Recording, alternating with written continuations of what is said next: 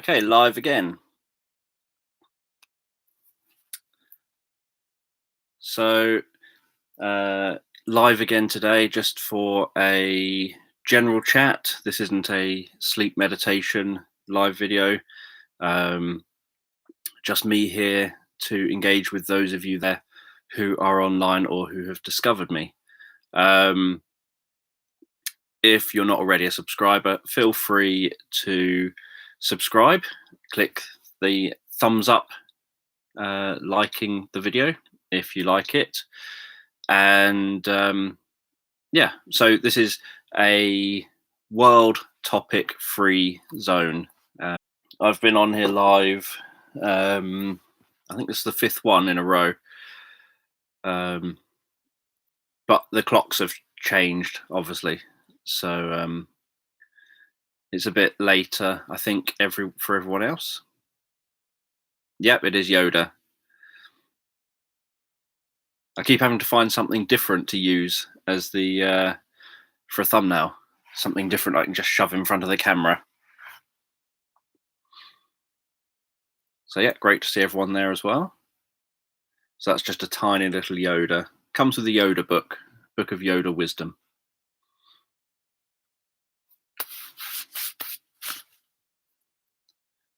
So hopefully, well, I'm just trying to think how long this will be. Hopefully it won't be quite as long as the last couple. They've gone on for 3 hours. Because I keep being asked questions that take me ages to answer. No idea where Ellen is.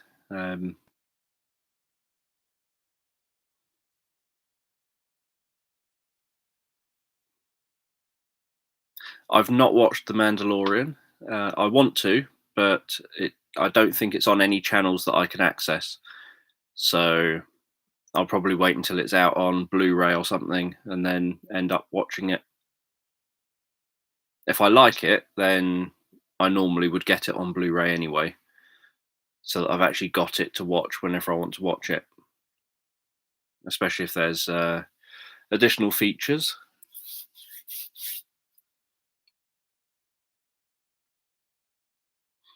I don't know how much maybe the time zone will be throwing people off.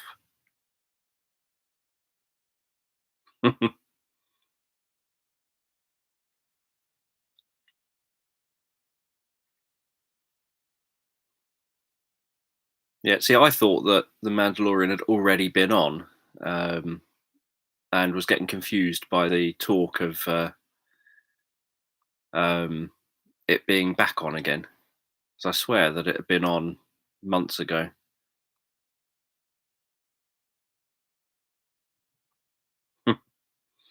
Not been notified by YouTube. Yeah, YouTube probably thinking this annoying man keeps going live every day.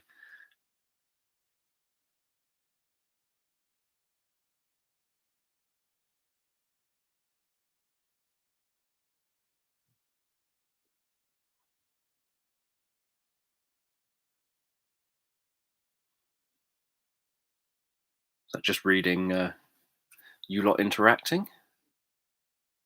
Thank you for the person that's given a like to this so far. Nothing's happened yet.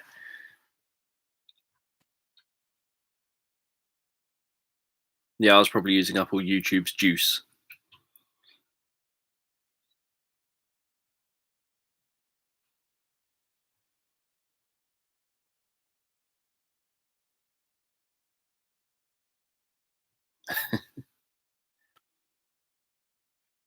Yeah, if I keep this up, doing these live ones, my subscriber count is going to start being negative numbers every day rather than positive. Yesterday I was down to 17 subscribers that I gained in a whole day, which I think is the lowest I've had for a very, very long time. But each of these live videos that I've done so far is losing about 5 subscribers a day. So the first one I did 5 days ago, or whatever it was, has lost 5 subscribers a day for each of the days. The second one I did has lost 5 subscribers roughly a day for each of the days that I can track the records for. The same with the third one, and yeah, so each one loses about 5 subscribers a day. So if I make 3 more videos, technically I'll be down to making 0 subscribers a day on average, um, to my channel.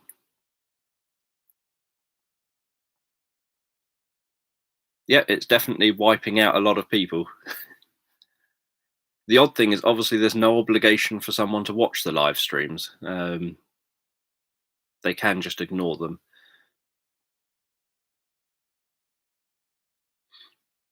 Well, doing it via Zoom wouldn't benefit me in any way. Obviously, doing it on here, afterwards, people, if they do click on it, um, potentially see an advert, which potentially makes me a fraction of a pence per person that does that. Um, Via Zoom, I have done things via Zoom, but via Zoom, and I did think about doing things via Zoom because obviously you can also do group things, where everyone can dive in and chat. But for a start, most people wouldn't join me there. Um, and secondly, if I was the only one video, sort of doing the video bit, then I don't know. I just feel that it wouldn't really work. Just trying to read at the same time as talk.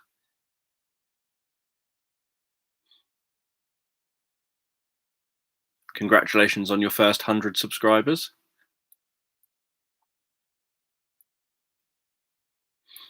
I'm on the south coast, Chichester, which is, um,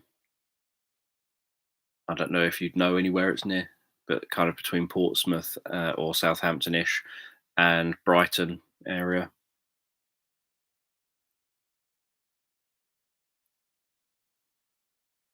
Oh yeah, I was waving my wand around on camera yesterday. Um, but yeah, I have used Zoom obviously for doing interviews with people. So like when I interviewed Richard Hill, I did that via Zoom so that it could obviously create the video of the two of us, and then I just have to download the video and then upload it here. Um,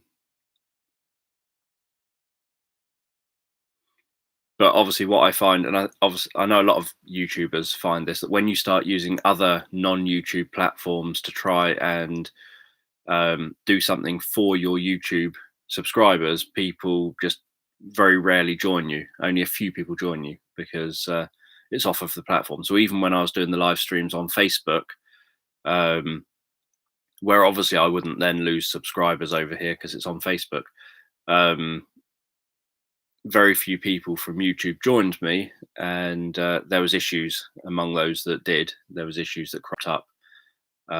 It was easier from my end because the live chat bit was easier for me to read. It scrolled easier. It allowed me to scroll up and down without it jumping all the time. So at the moment on the live chat here, if if I scroll back up, as long as I don't touch it, I can just see, like, Holly has just done a post, so I can just see who's doing the posts, and it just jumps up, but I'm reading the bottom.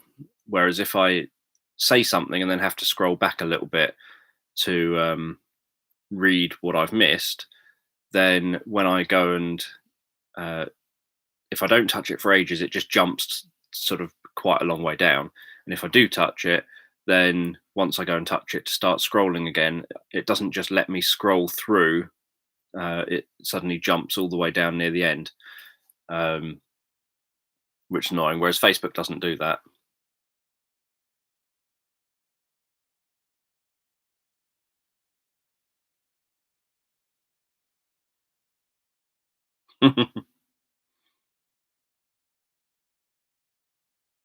Yeah, it's not a Harry Potter wand.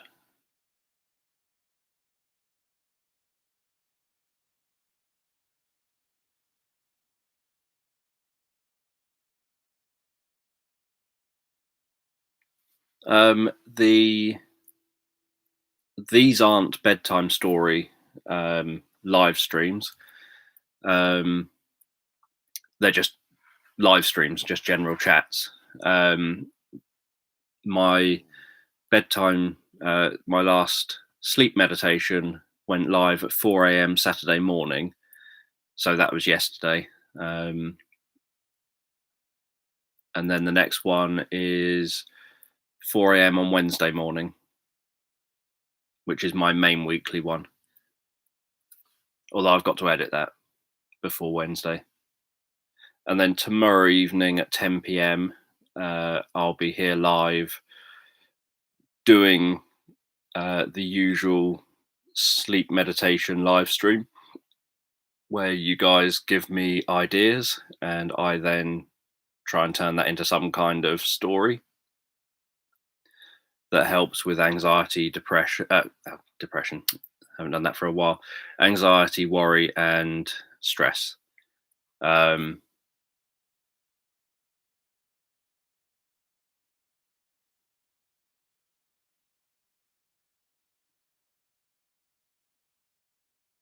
Just reading what people have put.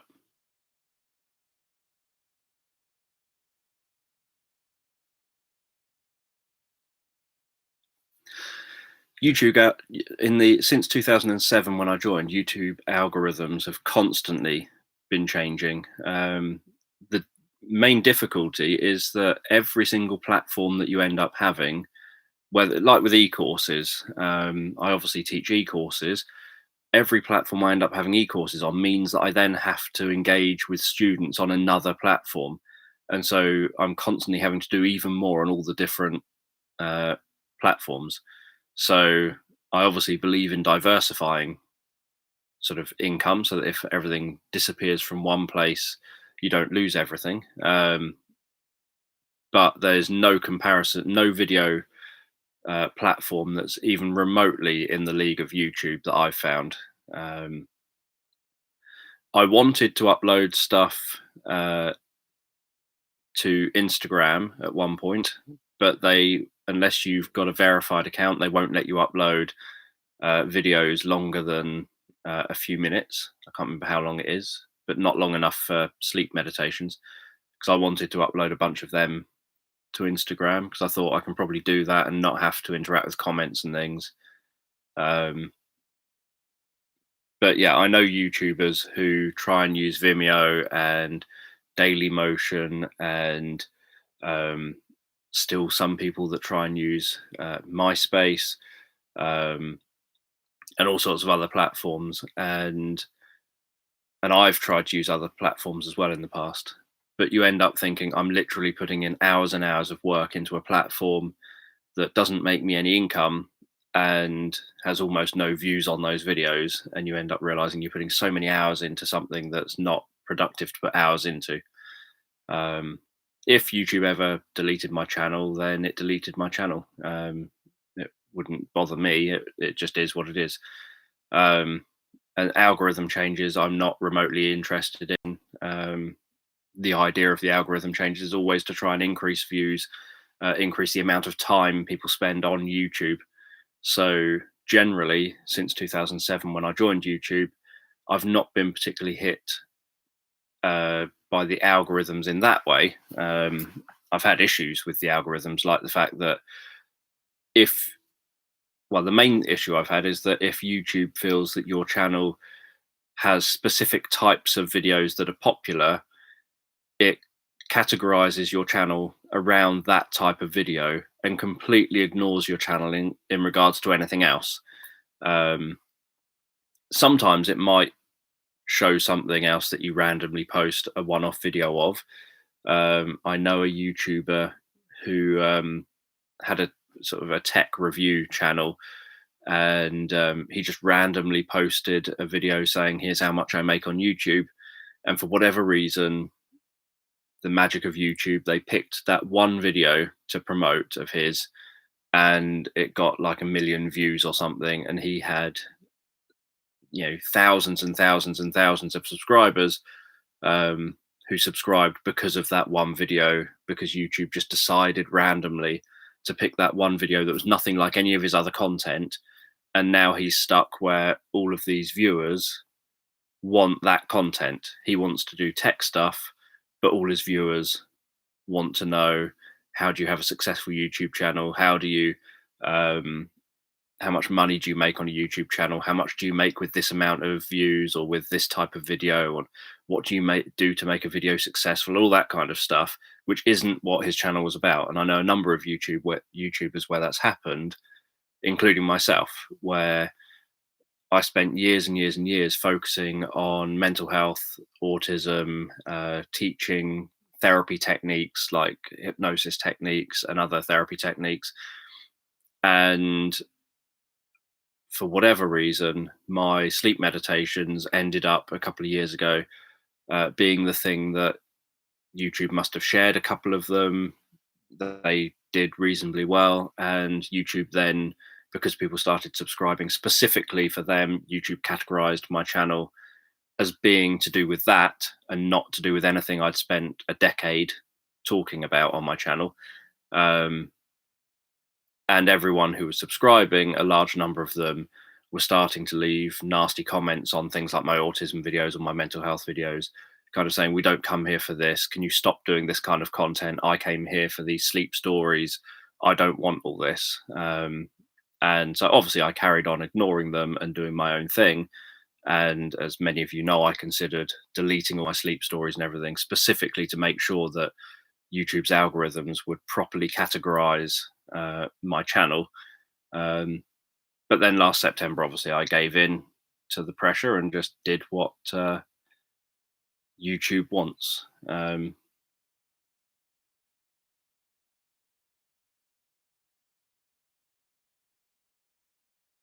I'm doing these specifically because of those who are locked down. So I obviously wouldn't normally pop on here and do live every day, partly because I know the negative impact it has on my channel. And obviously it's additional work away every evening where I could be watching back-to-back Simpsons or something. Yeah, I like this community as well. I think it's a very nice community, a very friendly community who like having a laugh with each other and have a very good sense of humor.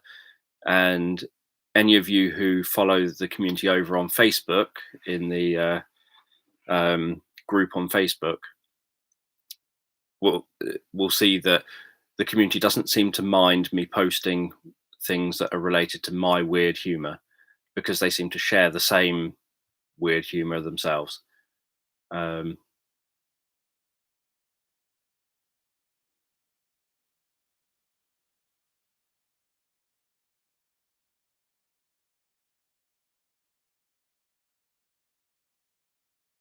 hope the test goes well.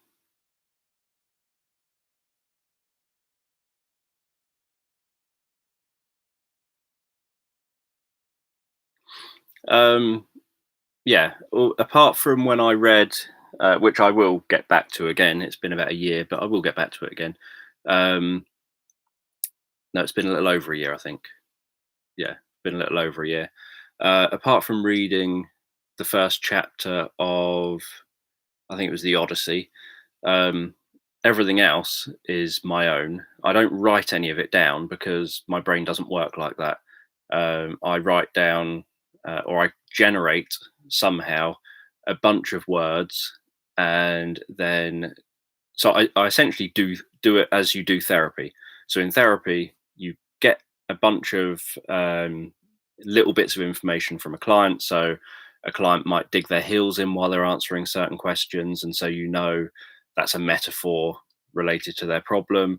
They might mark things out while talking to you. So again, you know, that's a sort of a metaphor that you can use to do with their problem. They might talk about being stuck in a rut. They might talk about wanting to gain some perspective on it. So they give you all of these bits and pieces, and I just essentially with a client make a mental note of those little bits. So I think rut, perspective.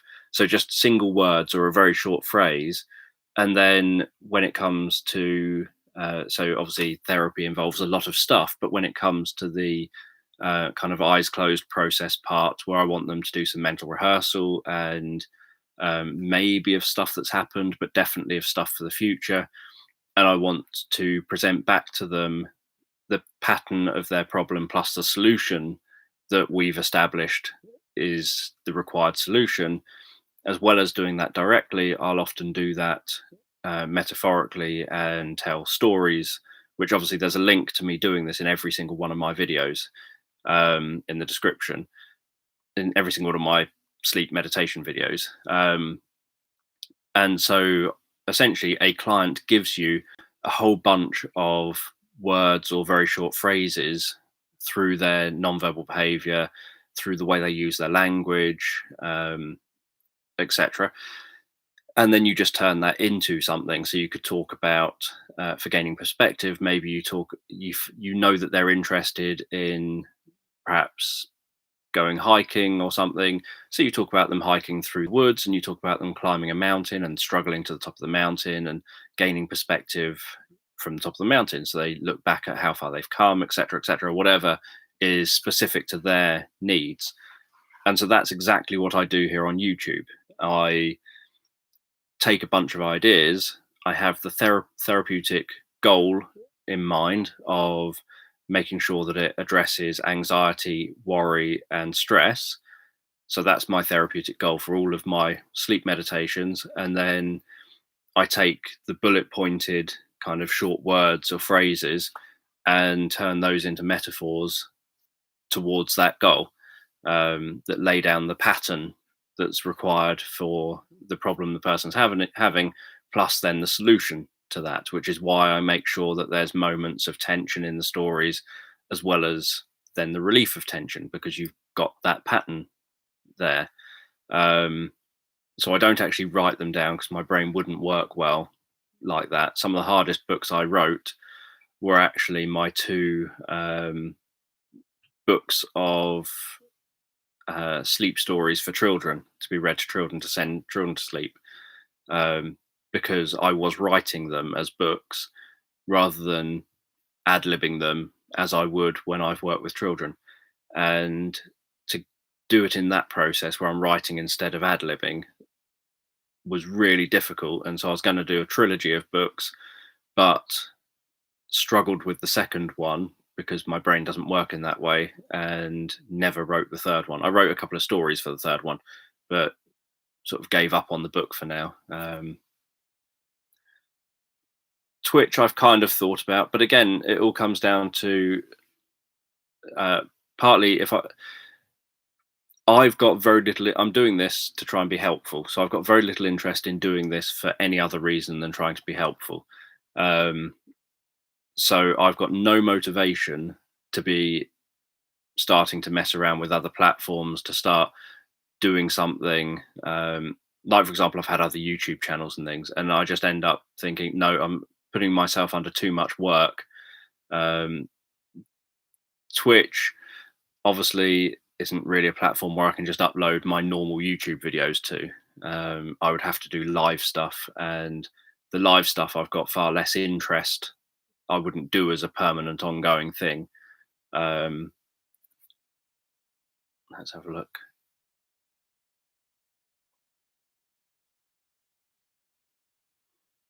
Yeah, it was always nice seeing my wife.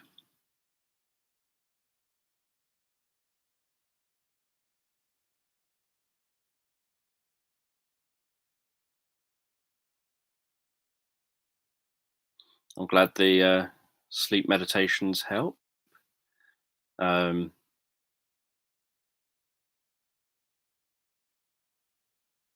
yeah, I'm trying to back out of the world of hypnosis. MySpace is still around. I logged into it a few months back. So it might not be around at this exact date, but I know it was around a few months back because I logged in to it to check it out and see if um, see how they've changed my profile in all the updates over the years, and see if there was any. What I was doing was seeing. I wonder if there was any content of mine that maybe would be interesting that I'd just forgotten about over the years, that could be still sitting there. But nearly everything of mine on my account, they seem to have deleted all my kind of blog posty type things that were over there. are gone. All my videos that were over there are gone. All my MP3s that I had over there, I think, are all gone. Because I had MP3s of dozens and dozens of my self hypnosis and meditation tracks and things, as well as videos and what have you.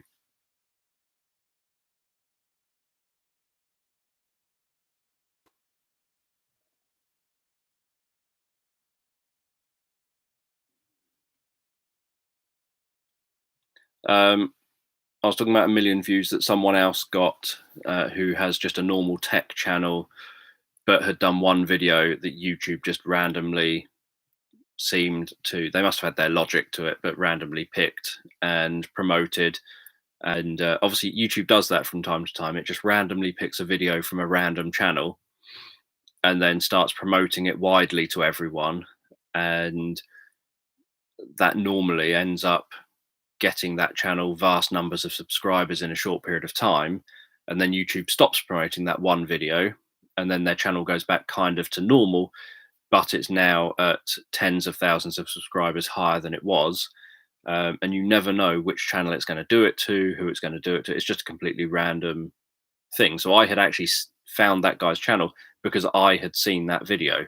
Um, and then I sort of watched the video, found it kind of interesting, but had no interest in the rest of what was on his channel.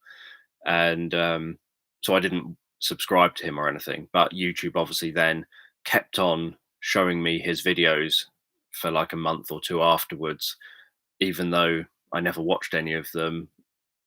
Eventually, I did watch one because he did like a follow up to that one saying what the impact of that one video was. And he did a video about how that video had ended up getting all these views and his channel had ended up getting all these subscribers. And it's one of those things I often point out that a lot of being on YouTube is either who you know. So if you know a big YouTuber who promotes you, then that helps. If you're famous already, then obviously that helps. But other than that, it's luck. And so the more videos you have and the longer you stay active on YouTube, the more chance you've got that YouTube just randomly picks one of your videos and promotes it in that way. Whereas if you say I did like 20 videos and then gave up, there's very little chance that out of those 20 videos, one of them would end up being picked up by YouTube, promoted, and then my channel would grow because of that. Whereas if I've done, say, I'm nearly at I've done probably about 1,500 videos, but actually available on my channel, I'm nearly at 700 videos. And so that obviously increases the chances that one of them, and sometimes it's even an old one, YouTube might suddenly just decide to start promoting for some reason that I'd have no idea why. And then suddenly I might get loads of subscribers just because YouTube started showing one of my videos randomly somewhere on the internet, somewhere on YouTube to a bunch of people who otherwise wouldn't have seen it. So obviously, the more you keep active and keep putting work in, the more chance you've got of luck happening. But it doesn't guarantee that luck's going to happen.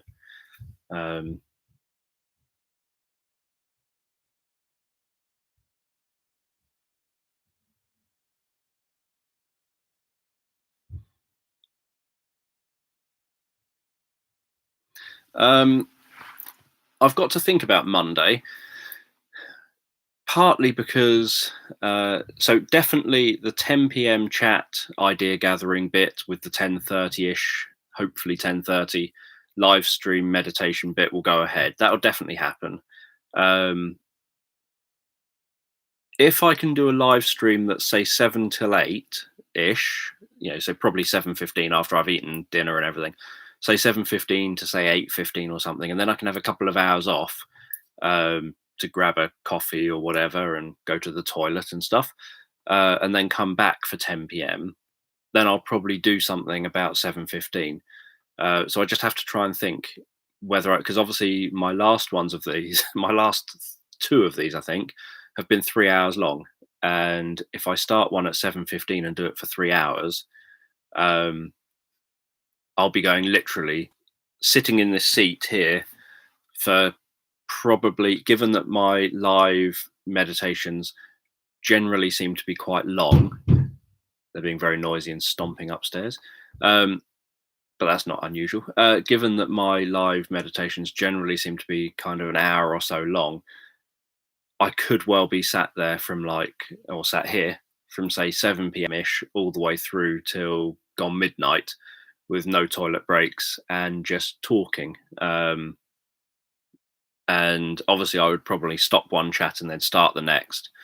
But it would be nice to have a bit more of a break between the two. So I'll probably go live at just after 7, but then we'll try and keep it maybe to an hour or something and then come back again later. But also, I don't want people to then not tune in for the 10 o'clock chat because of me having talked for 5 hours or something. Um,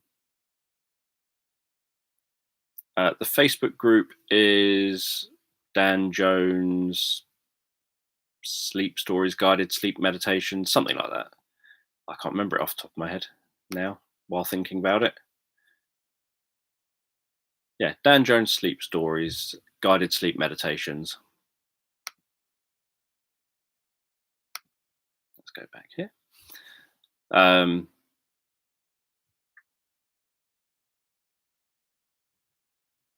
Yes, I like octopuses as well. And I like the, I don't know if anyone saw the documentary with the guy that, or the family that bought one up at home. That was quite cool. Except it became very demanding. They put an alarm in with it so that whenever it wanted attention, it could ring a bell, essentially. And it kept on ringing the bell.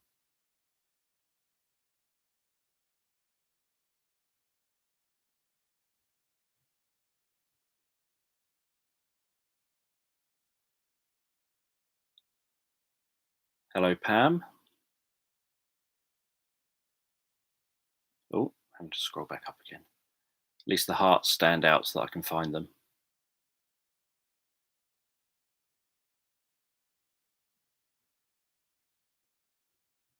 Yeah, there's a checkered cuttlefish video. That's quite cool.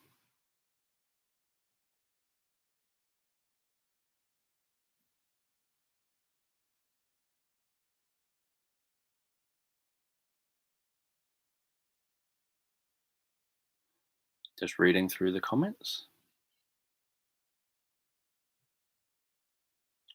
Yeah, I think internet worldwide, many services are reducing bandwidth to places, which isn't helpful at times. Obviously, it's to be expected, but it isn't helpful.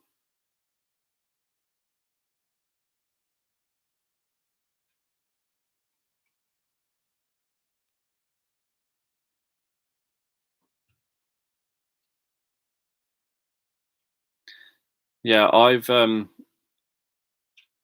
of often said that what I need is like a YouTube talent manager type person who can approach other channels on my behalf, help me to get collaborations or to do things with different channels for different reasons. Have Because I kind of get irritated. I watch different channels, and obviously Abby watches different channels, and the number of times, especially with vlogs, where the person will be talking about the anxiety they experience on a daily basis. They'll be talking about how stressed they find themselves getting. They'll be talking about how they're really struggling with sleep and they struggle to fall asleep, and all these different things. And yet I'm there kind of thinking I'd love to be able to offer you some support, or even maybe my stuff could help you. Um, and I've often commented saying, yeah, I'm happy to help in any way I can. But obviously, they never take me up on the offer, and I'm not very good at the whole social communication thing. So it's the area I always point out I need the most help. Um,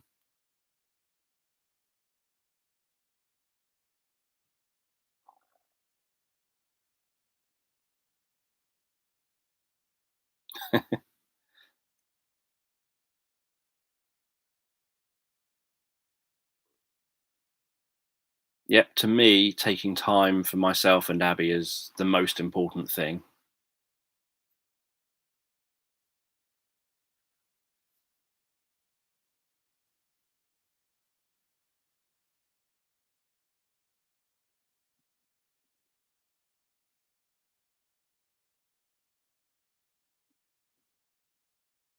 Just reading my way down. I've got business cards and I hand them out when I get an opportunity. Um, when YouTube used to run events, YouTube used to run kind of live events for creators up in London, and I used to always go up to them, and they were training events and networking events, and I used to go to every single one. They've stopped them now for probably about 18 months. They've not ran any, but the whole time they're running them twice a year. I'd go to every single one, and every single one I would go up, talk to literally no one, kick myself on the way home with how useless I was, that I didn't even manage to strike up a conversation with anyone, and promise myself I'm going to go to the next one to try the same again. And I'd go to like full day training courses where the only people I would talk to were those I was paired up with, obviously for an exercise or something. And then for the networking part, I would never know how not to appear rude butting into people's conversations. Everyone would instantly pair up in their conversations, and I would just wander around watching everyone talking and then go home. So I would make the sort of 3-hour journey there, to say nothing and then make a 3-hour journey home. But I always had business cards on me. So there's a few people I've met, as I say, from where you've got the kind of, right, I want you to pair up with the person next to you and talk about this, that, or the other.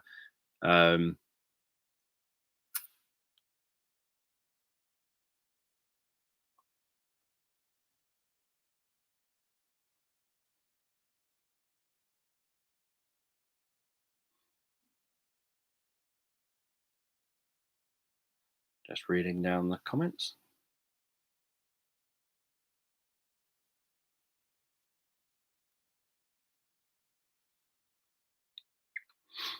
But yeah, so I've tried to do things like, obviously I've sent copies of my books to different YouTubers, because obviously I have things like, as I showed yesterday, the book of bedtime stories for grown-ups, which are a collection of 20 stories that are on this channel. I've obviously, back in my days, so up until September, where my channel was focused on autism, I've obviously approached parenting blogs and vloggers and autism people. I've had lots of media coverage around autism, but none. And I've even been on Sky News with it saying about me being a YouTuber. I think it mentioned that. But yeah, but to get people to my channel is always it's the connection part that's the bit I always struggle with. I've obviously considered audiobooks. It's a bit of a nightmare to do. It's easy, but it's a nightmare. That probably doesn't make sense. There's 2 ways you can do it. So for Audible, one is you can record it yourself. The other is you can get someone else to record it, but it has to be recorded to a professional level, to a specific set of standards. And I don't have a setup here that allows me to do it myself. The other one is that I can get my books on there. So potentially I could get like my Look Into My Eyes autism autobiography onto Audible. I could get my Hypnotic Assassin novel into Audible. I could get my hypnotherapy books probably into Audible, and they would possibly still make sense. But I can't get all of my sleep meditations onto Audible, because of the fact that they're not actual books. They don't have. You've got to do certain bits of structure. When it's an Audible book, it's got to have certain bits of structure. But then you've also got to make sure it's not going to be available anywhere else on any other platform, which means that if I did Audible, say if I'd artificially kind of created a copyright page, so to speak, introductory bit, and you've got to always end it saying that it's the end as well. If I did all of that, um, and then put it on Audible, I then can't have it on YouTube or Spotify or iTunes or Amazon MP3 or Apple Music or any of these sites that all my stories are currently on. I would have to delete them from all of those sites because I've put it on Audible. And the way Amazon works is it likes to have a monopoly. So if you create the Audible book through Audible, so if you self-publish it, then you end up having essentially saying Amazon has the right to have it only on their platform. If you publish it through an actual publishing company, then that publishing company gets a worse deal technically from Amazon, but they can then put it wherever they like. So I've had that issue as well, that I considered the idea, given that I've got probably approaching 200 sleep meditations, I considered putting them all onto Audible and just turning them into audio books if it was possible, and just seeing what passes and what Amazon allows and what Amazon doesn't allow.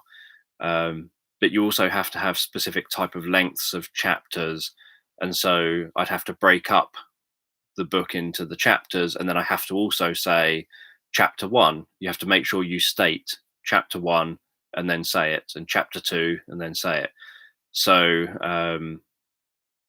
I'd have to do all that, which for a longer story would then break it all up. I could probably say chapter 1 and chapter 2, etc., in a relaxing voice, but I'd have to cut that into it.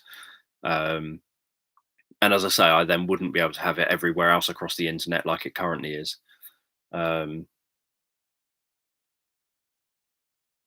So that's the main issue. And obviously, I can pay for someone else to read my books. There are different ways you can do it. You can either pay someone up front and just pay them, or you can do a royalty split, which Amazon lets you just do straight on their platform, where you say like 50% of the royalties goes to you and 50% goes to the person who reads your work. But again, I can't do that with all my sleep meditations because none of them are written down unless I transcribe them. They're all spoken, not written.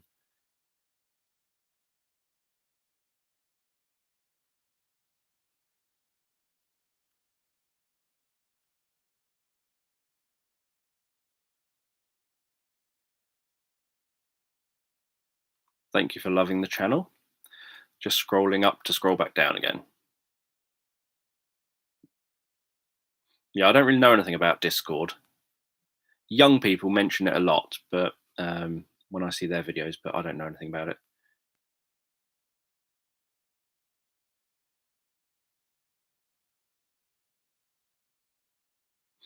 I've got one that covers a story that covers healthy eating and exercising, etc. A weight loss one, that is, though. But I have talked about this quite a lot, but I have a reason why I only focus on stress, anxiety, and worry. And that is because anytime so for example, when I released the story, I think in 2016 or 2017, that focused on grief, a lot of people said, "Oh, I'd love to listen to this, but I'm not grieving, so I can't. Can you not do some that don't have specific topics?" So I started getting people saying they wanted ones that didn't have a specific topic, because I used to sort of say, right, this one is to address anxiety, and then people who didn't have anxiety would say, I didn't feel I could watch it because I don't have anxiety. And then I'd release one for weight loss, and then people would say, oh, I don't want to lose weight, so I'm not watching it.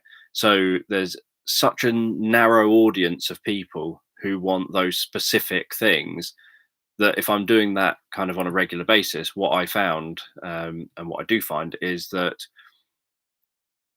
the majority of people who watch my videos then just don't watch those ones because they don't think they're allowed to, as if somehow they're going to lose weight perhaps and they don't want to lose weight.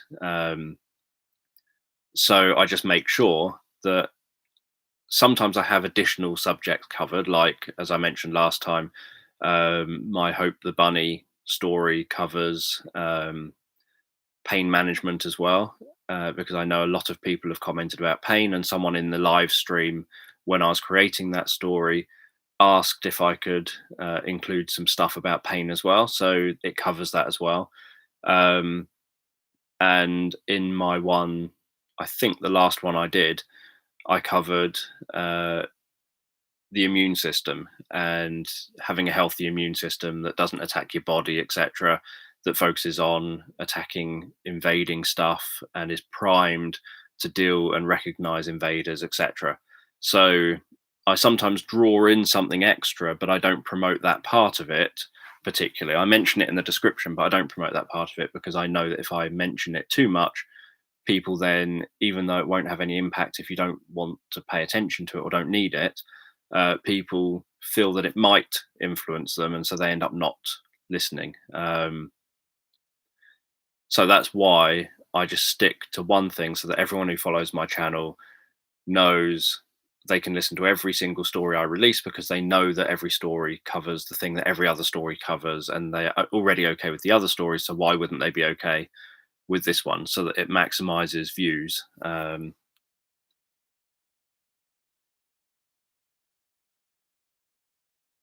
Everyone concurs.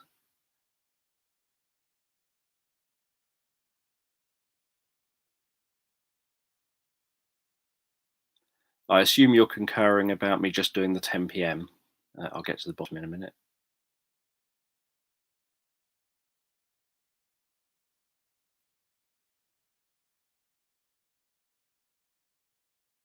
Yeah, I don't have a monocle. As I get older, I'm sure I'm going to need glasses, and I'll probably get, maybe I could get a monocle, make me look a bit different.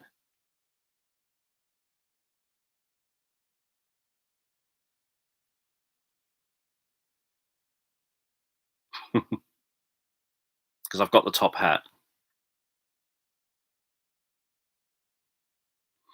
No, it's not as simple as just changing a few words and then trying to pass it off as new content. Um,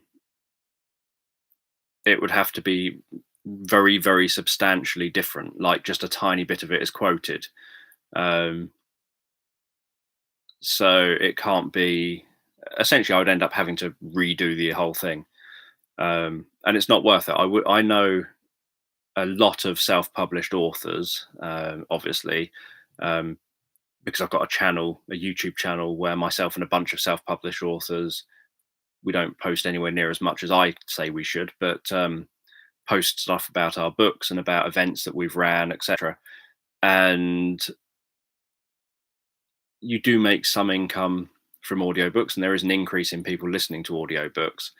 But my view is that it's not, for my specific stuff, it's not enough of an income to make it worth literally shutting down Spotify, iTunes, Amazon MP3, um, Apple Music, a bunch of ones I've never heard of, literally dozens and dozens and dozens of streaming and download services across the internet, like SoundCloud, all these different things.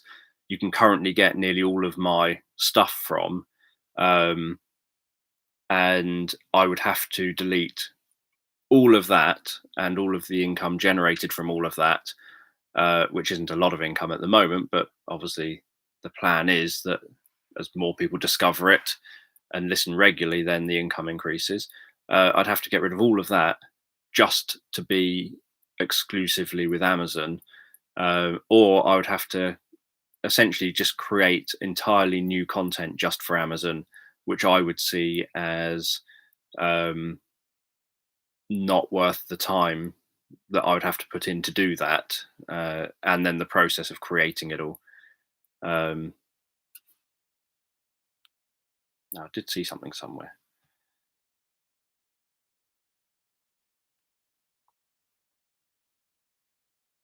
I keep seeing bits that I think, oh, I'll have to read that, and it jumps. Um,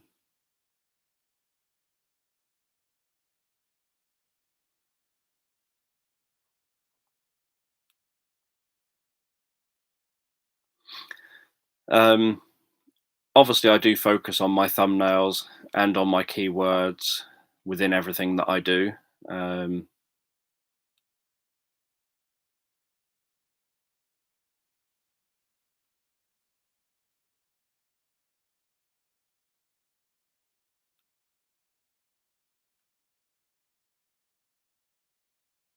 Just reading, trying to get down near the bottom of this list of posts in the live chat.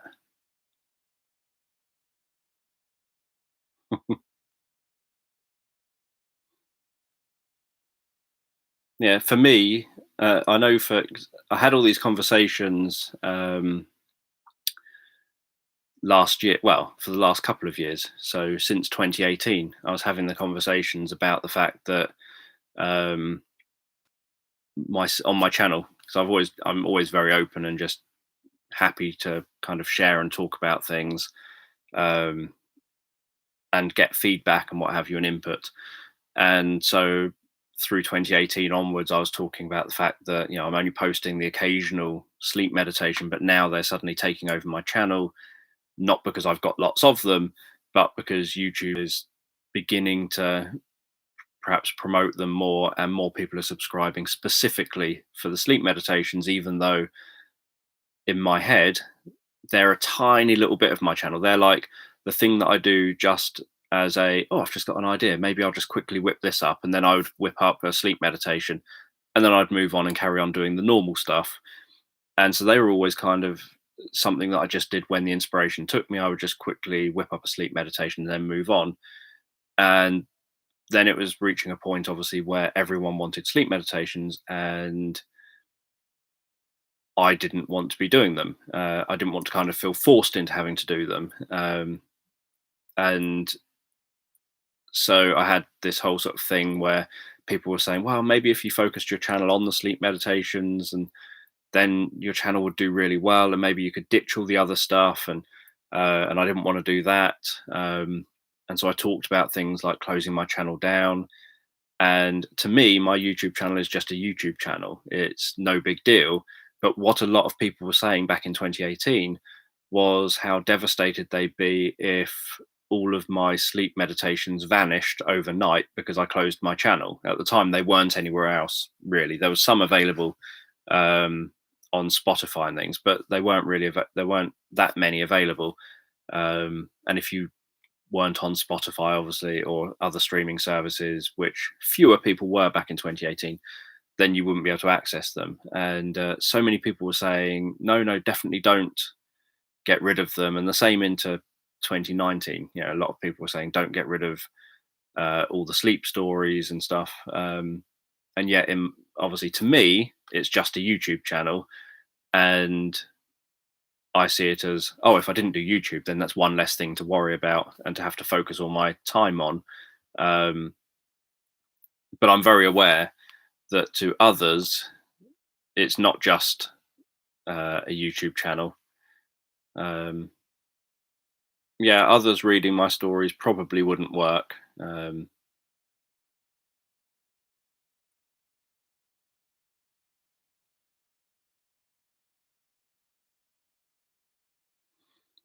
I can't imagine doing a co-story with someone else.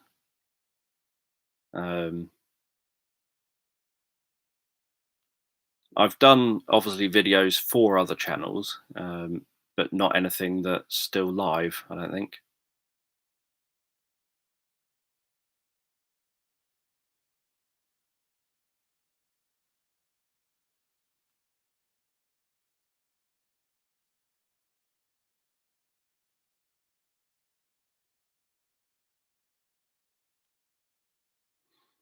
Just reading down. Yeah, I've never used Reddit either. Never done Discord or Reddit or any of those sort of things.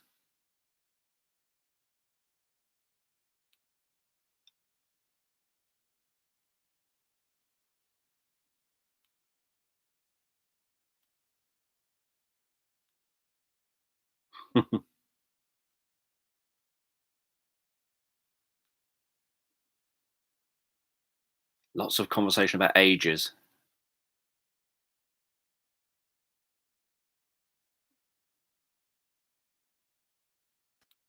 Yeah, my top hat is currently locked away in a cupboard. It's not locked away, but it's barricaded in a cupboard.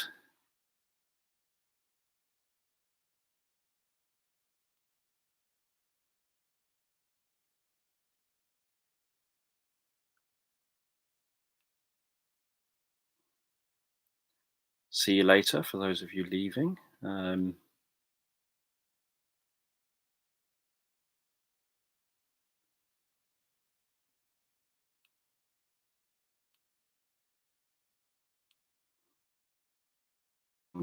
Da, da, da.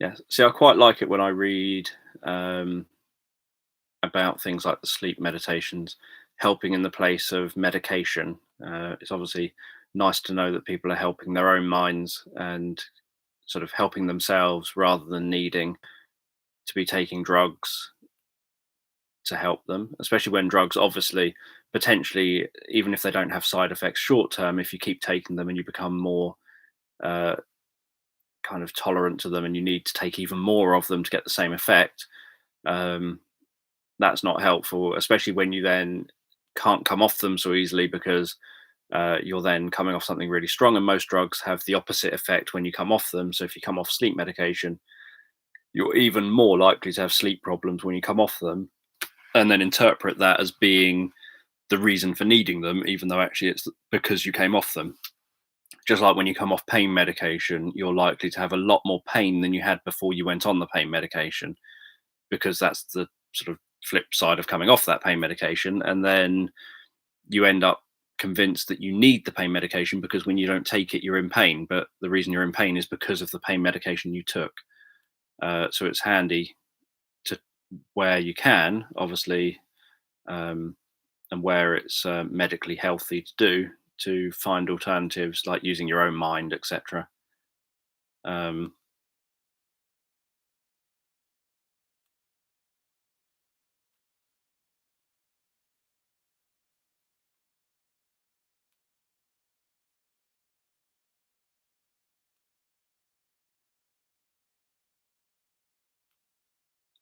yes, I'm during the stream avoiding all talk of things going on in the world because obviously that's what we're trying to avoid and keep our minds off of.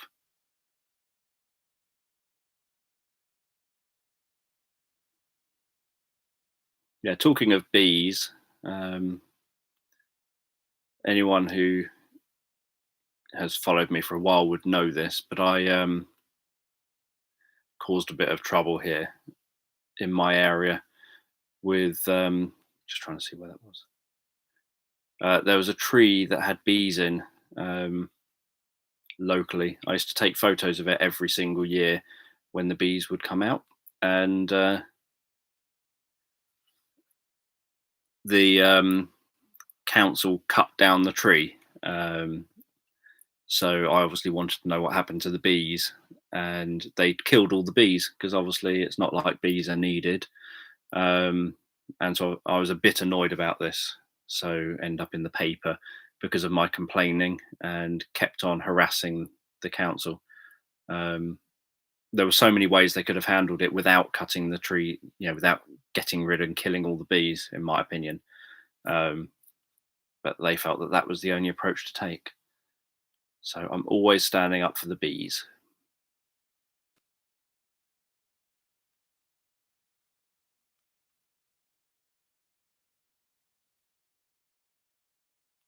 I'm from the UK, obviously. Um,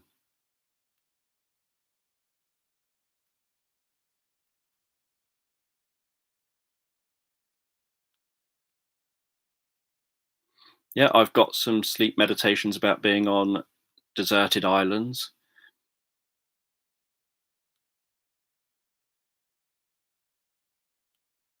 I've never been on 4chan either.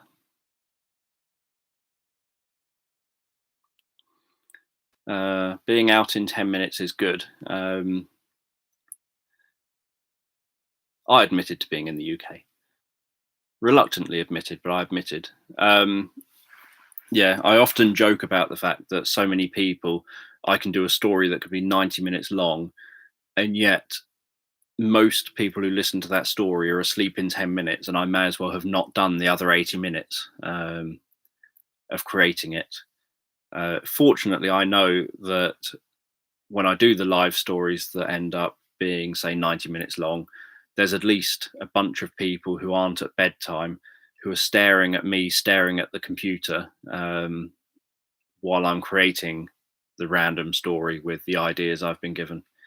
So I know that someone at least makes it through the story consciously. Um,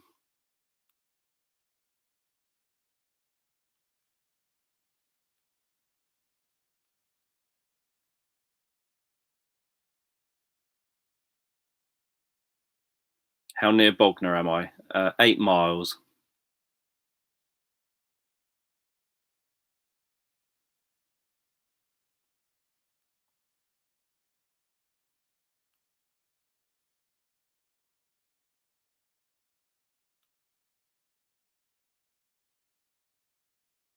Maybe I should take some sleep medication then. Some crazy dreams sounds fun.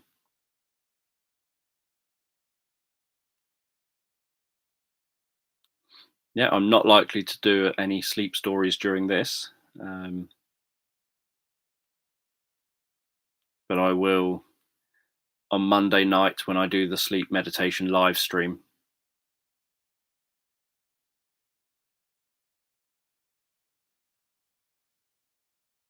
Yeah, once bees come out, I'm constantly trying to take photos of them doing their thing.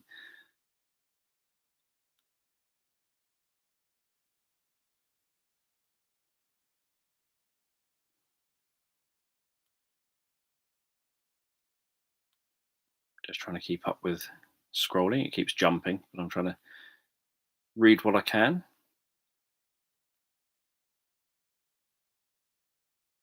I would love, in fact, Abby and myself would both love our own garden and stuff. We live in a first floor flat, but we'd love our own garden where we could have obviously flowers and lots of wildlife.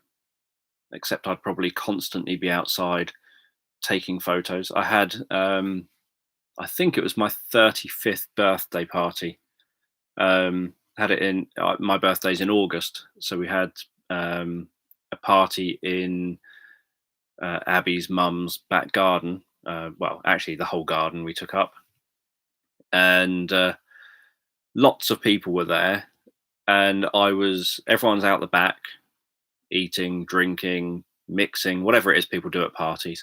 And I was in the front garden with my camera, taking photos of the lizards that were on the branches, taking photos of the flowers, of the butterflies, um, and just pretty much ignoring the fact there was this whole party going on around the back of the house, because it was far more interesting to be with nature than with people. Um, Obviously, the reason for a party is because then it puts me in a situation where everyone feels obliged to have to listen to me talk about hypnosis and psychology and quantum physics and um, the nature of reality and all these kind of things, because they've come along to see me and to listen to me do that. Um,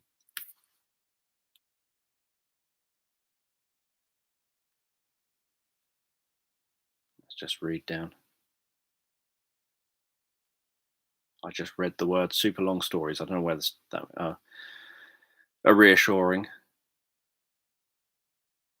Yeah. See, the thing is, because of how I do it, sort of do the creating sleep meditations, I never know how long a story is going to be. All I know, so when I record them, and this was one of the issues I had last year when people were saying they don't want me to keep doing the live streams. There was a select few people who, many of whom are in the live chat, who were happy for me to keep doing sleep live streams to get the sleep stories and get ideas. And then my logic at the time partly was I want to do something that focuses on a UK audience, so I wanted to do it at 10 p.m. so that the story begins at about 10:30, so that it's about bedtime for those in the UK. I wanted to do something for a UK audience, and I wanted to do something where people know that the um, meditations they're getting are based on the idea. So, say you're someone who watches my videos and thinks, "Oh, I really love it when he does, I don't know, stories set around the beach."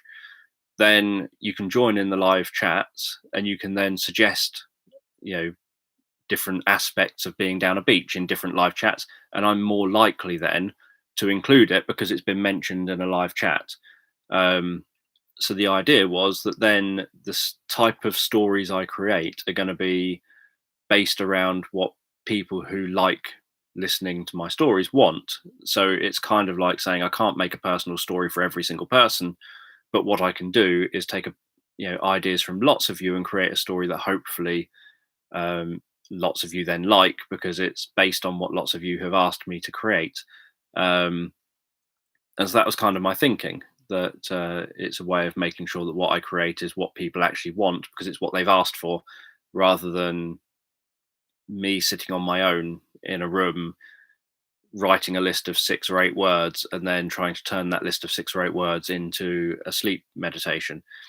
And as I've mentioned frequently, it's very, very difficult to, I can't force a length. So it's very difficult to kind of force, right, it's going to be an hour or something.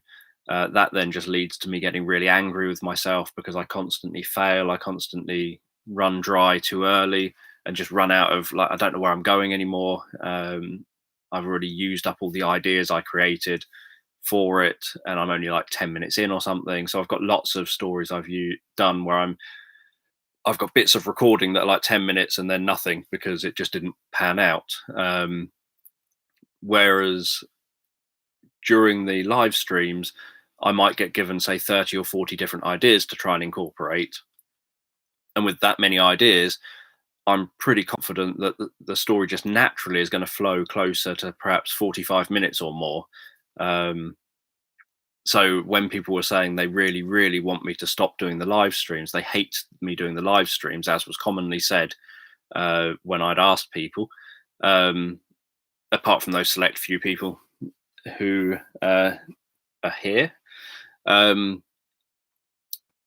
It was a case of, yeah, but if I stop the live streams, you won't get long stories. And people didn't seem to necessarily grasp that if I stop those live streams, by default, you're not getting the long stories, because people were saying, stop the live streams and just do a long story instead. And I would try and explain that it doesn't work like that. The live stream is what makes the long story. If I do it myself, I have a criteria that I want it to be over 30 minutes, so that after editing, it's over, say, 26 minutes, but normally 30 minutes or more. The common length is kind of 30 to 35 minutes, based on about 6 to 8 keywords that I would use to do that. And if I don't look like I'm reaching that goal, then I quit that story and just start a new one. But that's when I'm doing it myself, and that's what I find most stressful, is when I'm doing that day after day, trying to do that. Whereas doing it with the live streams is less stressful because I've got so much to work with that even if I can't incorporate everything, hopefully there's enough to work with to create something that's unique as a story that maybe hasn't been done before.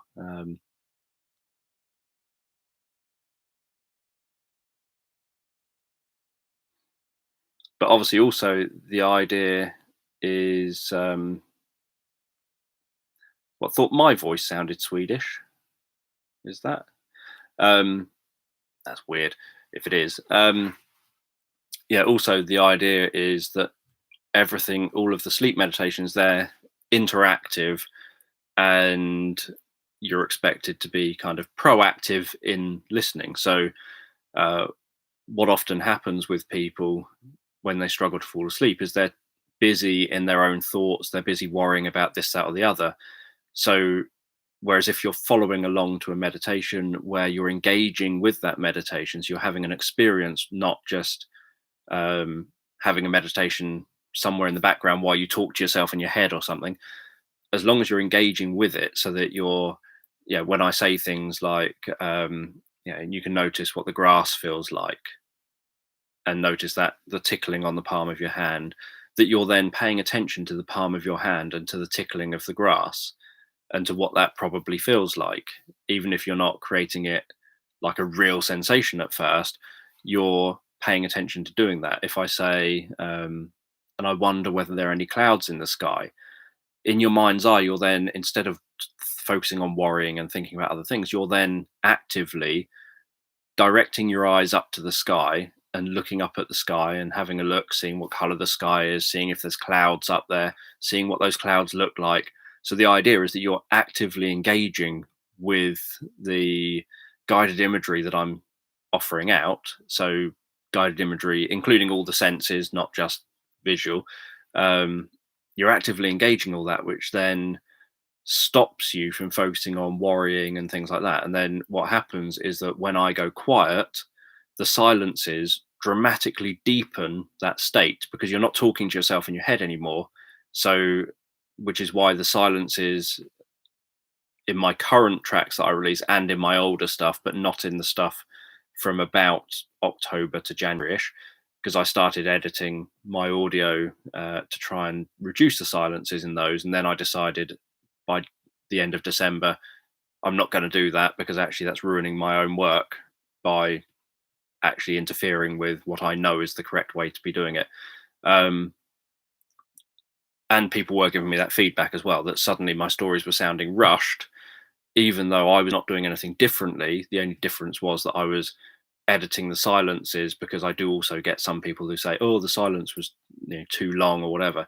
But I know the longer silences are what significantly deepen the state, and that's why the longer silences happen as you get further into a story, because that's where you're in a dialogue has shut up, and then suddenly it's like a period of nothingness, and that dramatically deepens the state. And then when I talk again, you suddenly think, oh yeah, there's something going on here. But you're now so much deeper when you're joining back in again.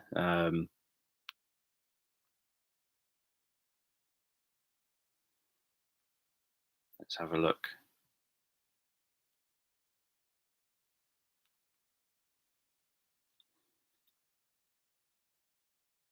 Yeah, I think all animals should get love.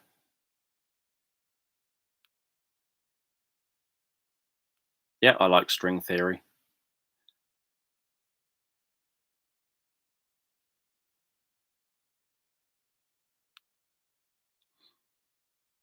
And I do have a tendency to ditch my own parties for nature.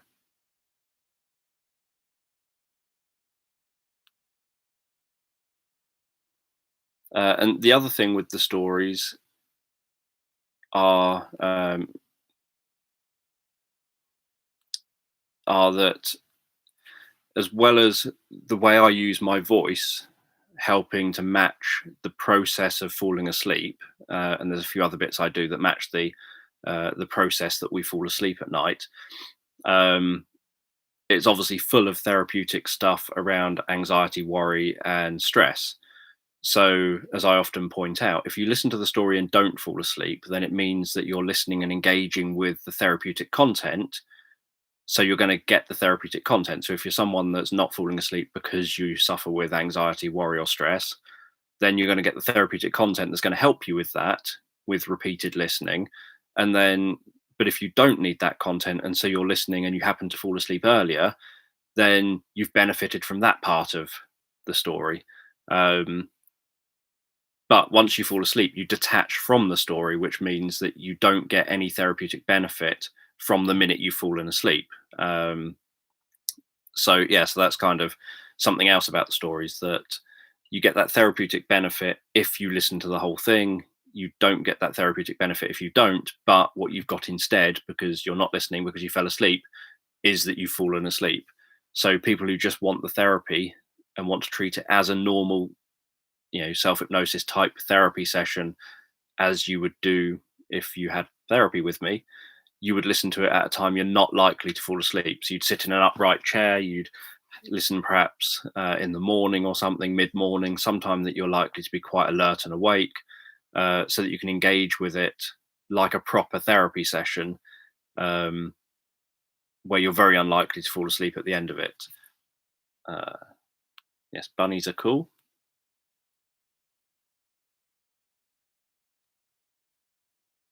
Goodbye to another person.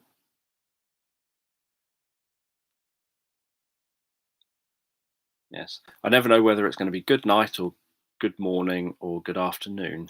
Um,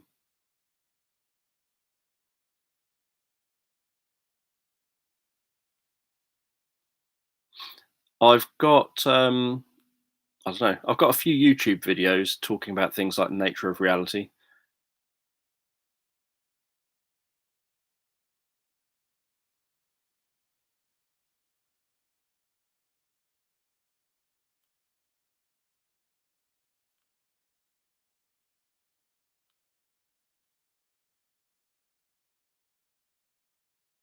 Yeah, if Brief History of Time was written about 100 years ago, I could probably read it.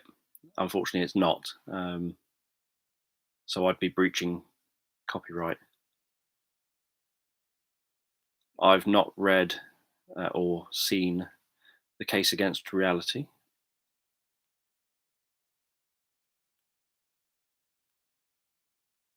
I'm glad that stuff I do has been helpful. At least the spider was dead, seeing a wasp carrying it off. Um,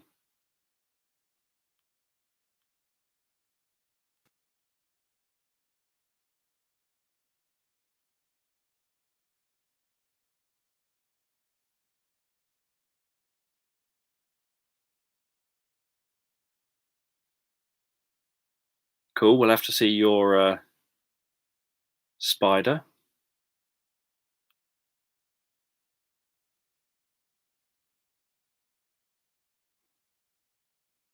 Yeah, if you are autistic and have obviously haven't been diagnosed, but diagnosis could help, then obviously it's worthwhile seeking diagnosis. But it does take a long time.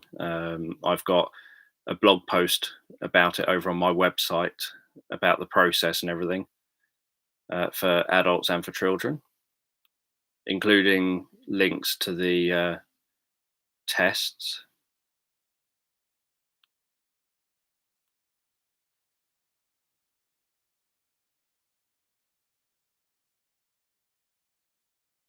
I'm unlikely to do a story about Jack Russell chasing a rabbit, just in case, unless it was as friends. Maybe if they're chasing as friends and they're just playing. Maybe if you pop in on tomorrow night when I'll be getting ideas.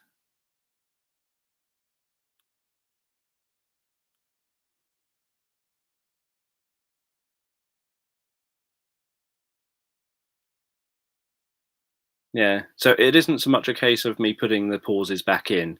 It's more a case of I've stopped taking the pauses out. Um, and yeah, the whole point is that they give you that time to get absorbed in it. One thing that I think the people that complain about the pauses, because people never used to complain about the pauses for years and years and years. I've done this on YouTube and I've done this face to face and all sorts. No one's ever complained about the pauses. And all of a sudden, in about 2018 ish, people started complaining about the pauses and complaining about the way I talked and the fact that I'd be talking with a softer voice and things like that. And then the more subscribers I've got, obviously, and the more views I've got, the more complaints I've got that go with that. And so it's always been a question of, is it a vocal, just handful of people who are complaining, who are missing the point? Because I spend all my time replying to them. Um, or is it that a lot of people think that? So I went through a stage literally only in October last year, from then till December, where I thought, right, let's just try and please people and shrink the pauses down to 4 seconds, even though I've constantly pointed out that doing so will make them a lot less effective. It will make them so that you don't have, the average person doesn't have time to visualize. If I say, um, what other clouds in the sky, the average person in 4 seconds isn't going to be able to gaze up at the sky in their mind's eye and visualize what the sky looks like, visualize whether there's clouds there, etc. They're not going to be able to do all that because 4 seconds isn't long enough for us to be building up this kind of reality. I'll be moving on faster than people can build up the reality. Milton Erickson used to point out that it took about 20 minutes for something to sink in and to become active. And so, if he wanted someone to visualize something or, say, hallucinate something, he would suggest it. And then 20 minutes later, he would activate it and would then suggest it properly then. so he would kind of prime it early, the idea that it's coming up, and then 20 minutes later he would know that their brain is now ready to see whatever that is, and so that's the point that he would then sort of throw it out there, and they would then kind of create this whatever it was that he's asking them to do in their mind. um, a lot of, if someone had therapy with me, a lot of that therapy would be me sitting in silence, watching, waiting to see the change in perhaps the color of the face, or a change in the facial muscles, or a change in the breathing, or a change in the muscle tension, some sort of change that would let me know, they've now made that shift, now I can carry on talking. So you're always taught, when you learn hypnosis and meditation, um, talk when people breathe out, stop talking when people breathe in, so that you're talking on each out breath of the person you're working with. um, Not necessarily every out breath, but when you talk on the out breaths, so that you're talking when they're going deeper into the experience. And you're always taught, obviously, to be silent while they do their inner work and create what you've just asked them to create. And then when you see a shift in them that lets you know, right, they've done that now, then you carry on. And so I could sit with someone and maybe be silent for like 5, 10, 15 minutes easily without saying anything, possibly just the occasional, that's it, doing great, or something like that, just acknowledging that I can see that they're doing some inner work, but they're not ready for the next bit yet. I can just see that they're doing some inner work and they just need that bit of encouragement, so that I'm acknowledging they are doing something. And so I do that, and obviously used to do that a lot more on my older tracks. My older tracks, this is going back, many of them have been deleted, to sort of 2007 to 2010 ish. Those tracks were all largely pauses that were 1, 2, 3 minutes. I think the longest pause in one of my videos from those days was about 15 minutes long. Um, and that was in a 45-minute video.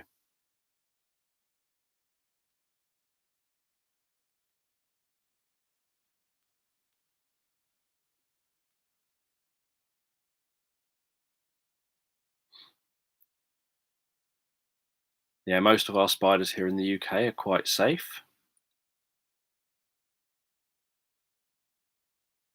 Uh,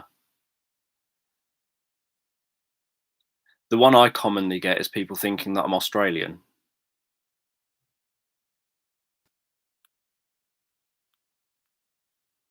In fact, on one app that uses my sleep meditations, there was a 1-star review on the app, saying about how terrible this American's fake British accent was, and that they gave it 1 star because of the poor quality of the fake British accent of the American who's obviously reading the story. And yet it's me reading the story in my normal British accent. So that kind of, I found amusing, that they gave my fake British accent 1 star.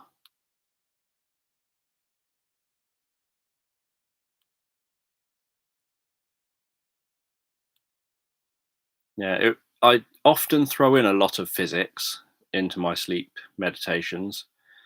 Um, Obviously, I've got to be careful, because it's got to be able to apply or be understood or followed, or at least hopefully enjoyed, by everyone who's listening. So if I throw in something too much, or too, if I start talking technical about anything, then that's clearly going to ruin. I try and keep, my rules are, keep my language as simple as possible and my descriptions as simple as possible, so that whoever you are, hopefully, um, you understand what on earth I'm going on about.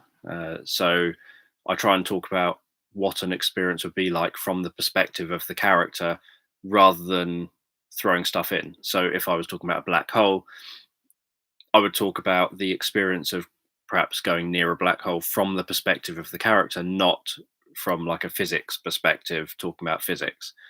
It would be about the sensory experience.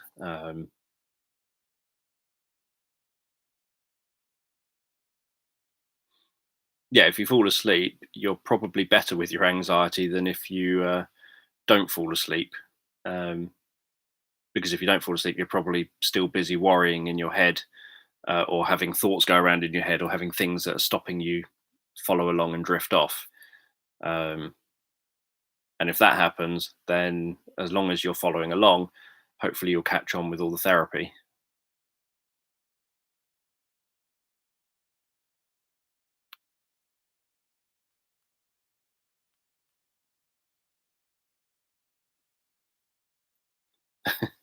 In 2018, people started complaining in general.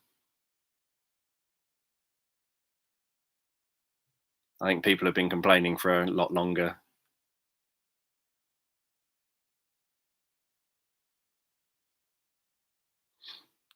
In fact, I've got two autobiographies by my a very distant relative who was in the navy.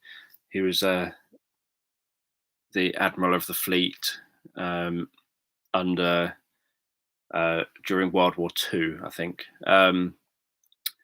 His first autobiography, he's talking about all these, all the old people who want to cling on to sail ships, etc., etc., etc., and how the way forward is steamships. And then in his second autobiography, where he's like 20 years older, he's complaining about all these young upstarts who think they know better, who want to introduce all these new technologies, and say this is the way forward, when he knows the way forward is what they've already got, which I find quite interesting that someone can write an autobiography and essentially be in the role that they were against in their previous book, which obviously always happens. That it's like, all the young people, like, are all into rock and roll and swinging their hips around, and then those young people become the parents and are saying, "Oh, those young people are all into," and so you end up becoming the person who you were kind of against.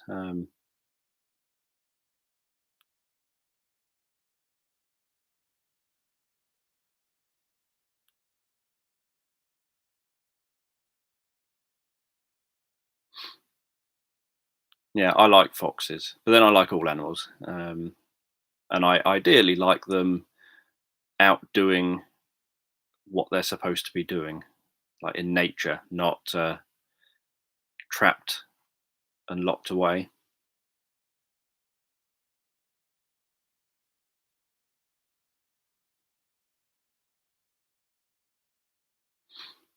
I have heard from lots of, so, as I've said often, I am just average when it comes to all the stuff that I do on YouTube, when it comes to like hypnosis and all this sort of stuff. That's just like, I just do it because I do it.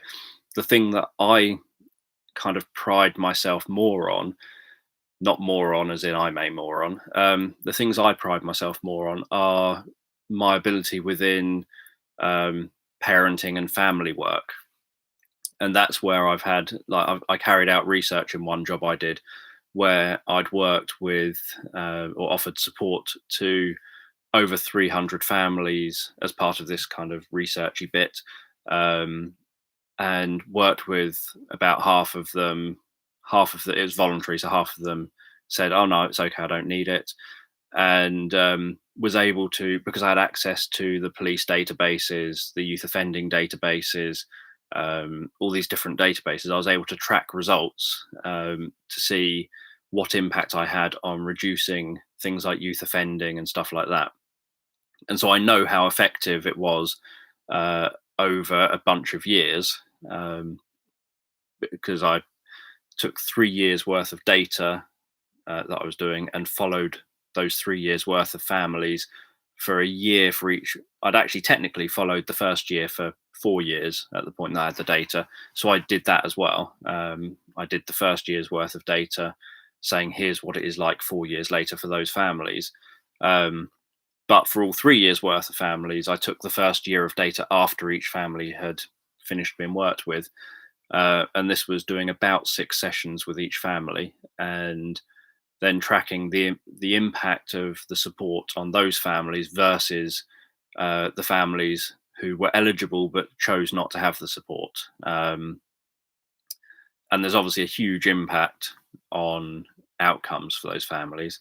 But I would have, and I still do have, people contact me, um, there's a local parenting group that's run by a parent that I've worked with, and many moons ago. And she now runs a parenting group for other parents who are struggling. And her child went back and did her education properly, finished it all properly, stopped beating people up, turned their life around. And so I sort of know about that. When I worked in children's homes, I used to do the training for staff before they came into the children. So staff would get interviewed, they get offered the job. Before they can go on shift, they had to learn how to do all the restraints and how to deal with conflict, and know how to kind of work with challenging children or challenging teens. And so I would do all of that kind of staff training at the beginning. And one thing I would always say is that if you stay for a short period of time, either, because the way things seem to work, literally nothing will happen and you'll think this is the most boring job in the world and you'll probably quit, or you'll be punched, kicked, spat at, bitten, stabbed, hit with baseball bats, cricket bats, strangled, all the usual kind of stuff that happens to people in children's home. And you'll think there is no way I want to be paid minimum wage to keep doing this job, and you'll probably quit. Whereas if you stay for a long period of time, those things even themselves out, that you get these quiet times where nothing happens and you can then try and enjoy those quiet times.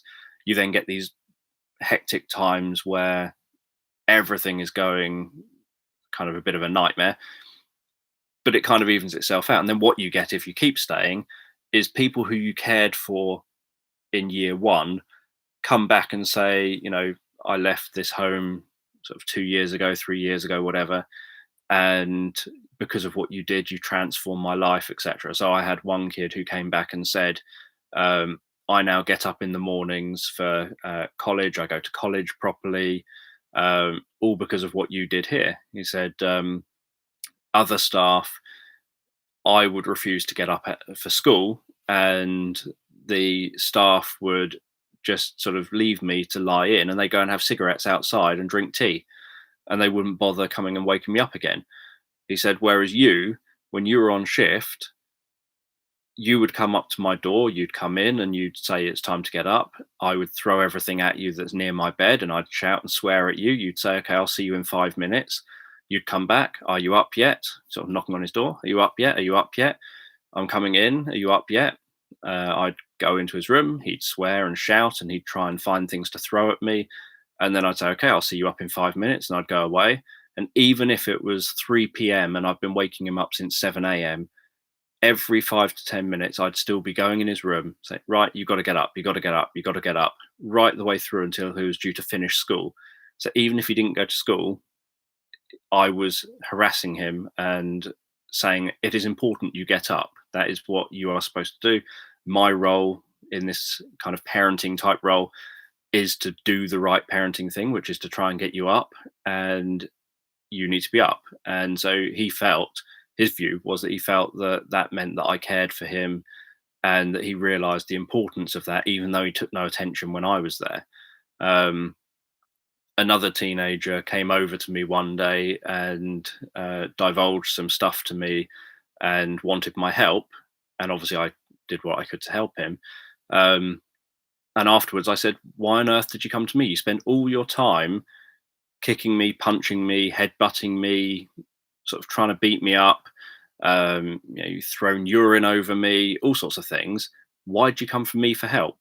And his view was, because you always came back and stood there again and never went anywhere. He said, whereas other staff seemed to put themselves first and do what was an easy life for them, that they would say, oh, I'm not dealing with you then, and they would just disappear off and you wouldn't see them.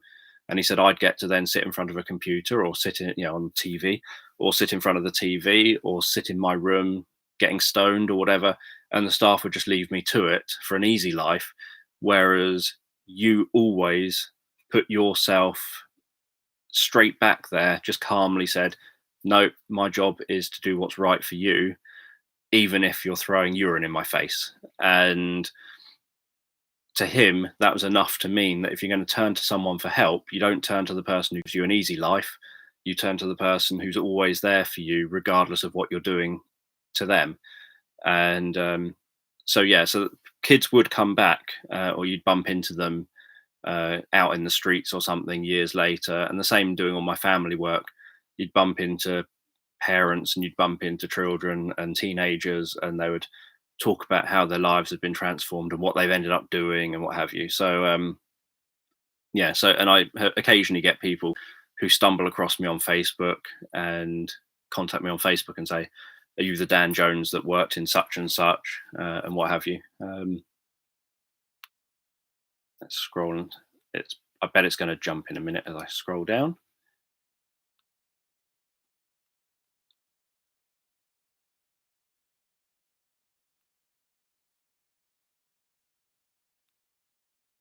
Uh,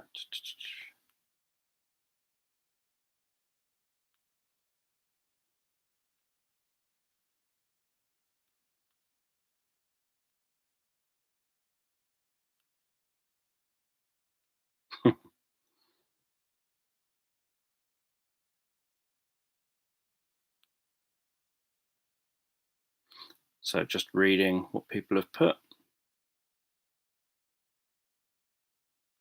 Wallaby.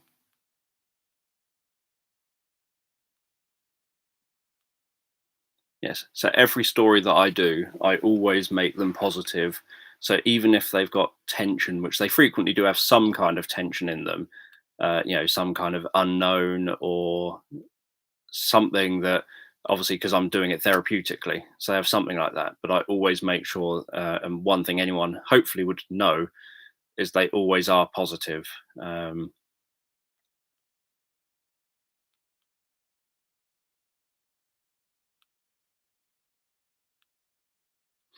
it is definitely easier for people to be rude online than face to face.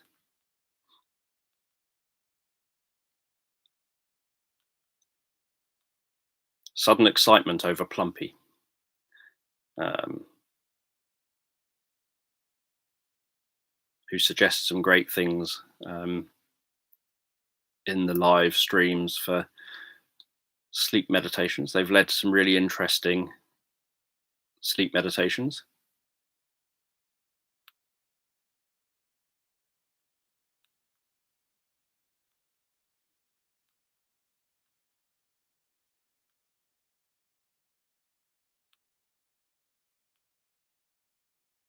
Just reading down.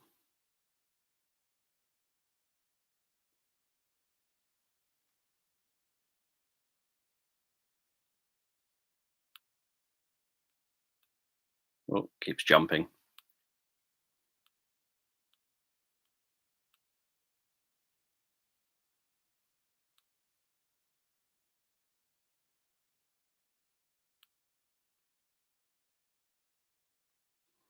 Yeah, we're trying to avoid talk of uh,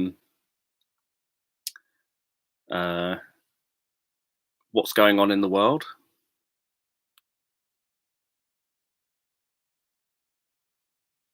I've got lots of videos on anxiety of different kinds, meditations, as well as obviously all of the sleep meditations.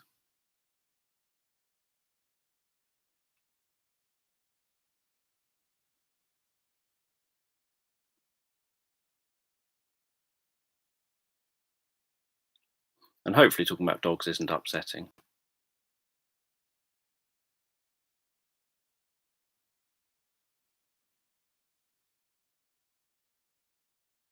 It always depends on the context, I think.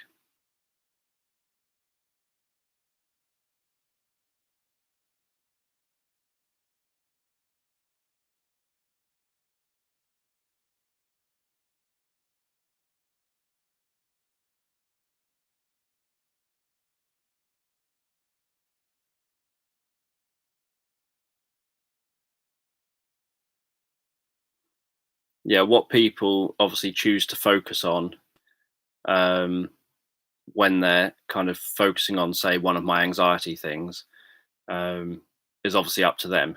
So people might have just one very specific topic around anxiety that they want to focus on. It might be anxiety around one very specific thing, in which case that's what you'd be focusing on when using the anxiety type of tracks or the sleep meditations. Just think that's what you want this to work on, um, and want it specifically to address.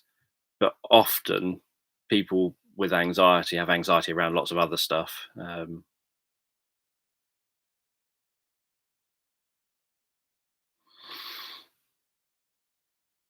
Have I had koalas in any of my stories? I can't remember.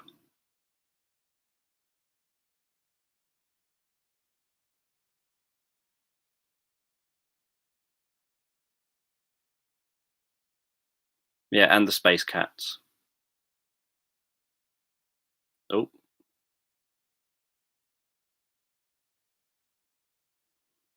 hope you find and enjoy a story.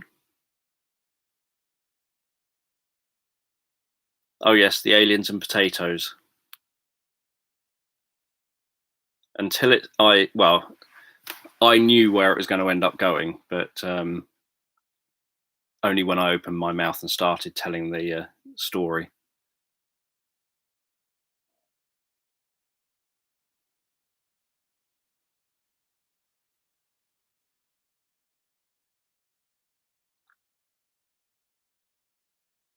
As mentioned, I've got lots of stuff on anxiety on my channel, lots of self hypnosis meditations, and all of the sleep meditations all focus on anxiety. So, those who maybe because of stuff going on in the world are suffering worse with their anxieties, then all of that is there to help. Um,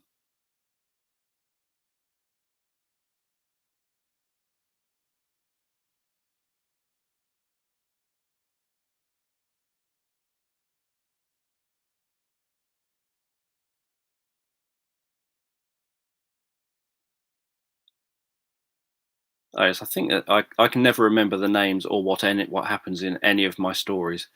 I always need prompting to try and recall them. But I have lots with princesses and castles.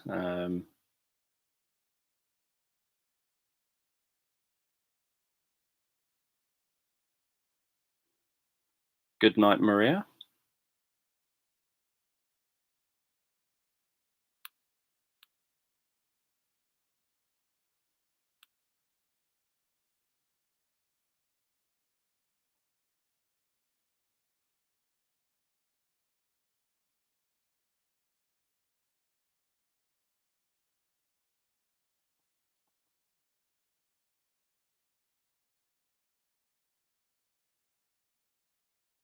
Need more cat stories.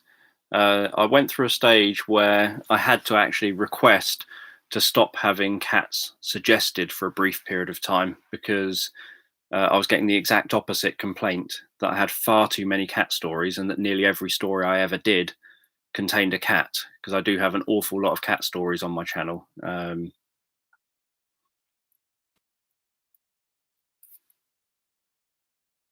See you later, Plumpy.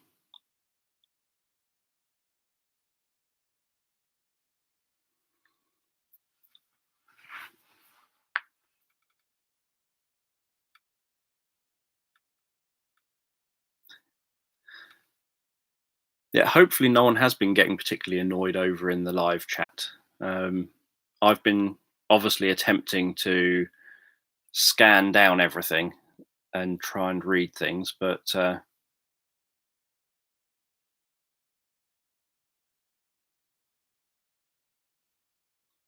the difficulty with doing things based on something. So, as many of you will know, I did do a series of Lord of the Rings themed meditations, short meditations based around Lord of the Rings stuff, predominantly the world, not specific events at all. Um, I have reached the bottom. Yeah. So they weren't about specific events from Lord of the Rings, but they were based around Lord of the Rings. So I did that. And I've done that with a few things. But part of the difficulty is that you then get hit with uh, things like copyright claims and stuff for using intellectual property and um, all these sort of things. So you would think, well, maybe you can get away with it from fan fiction perspective, but then you still end up hit with that's a fine line as well. And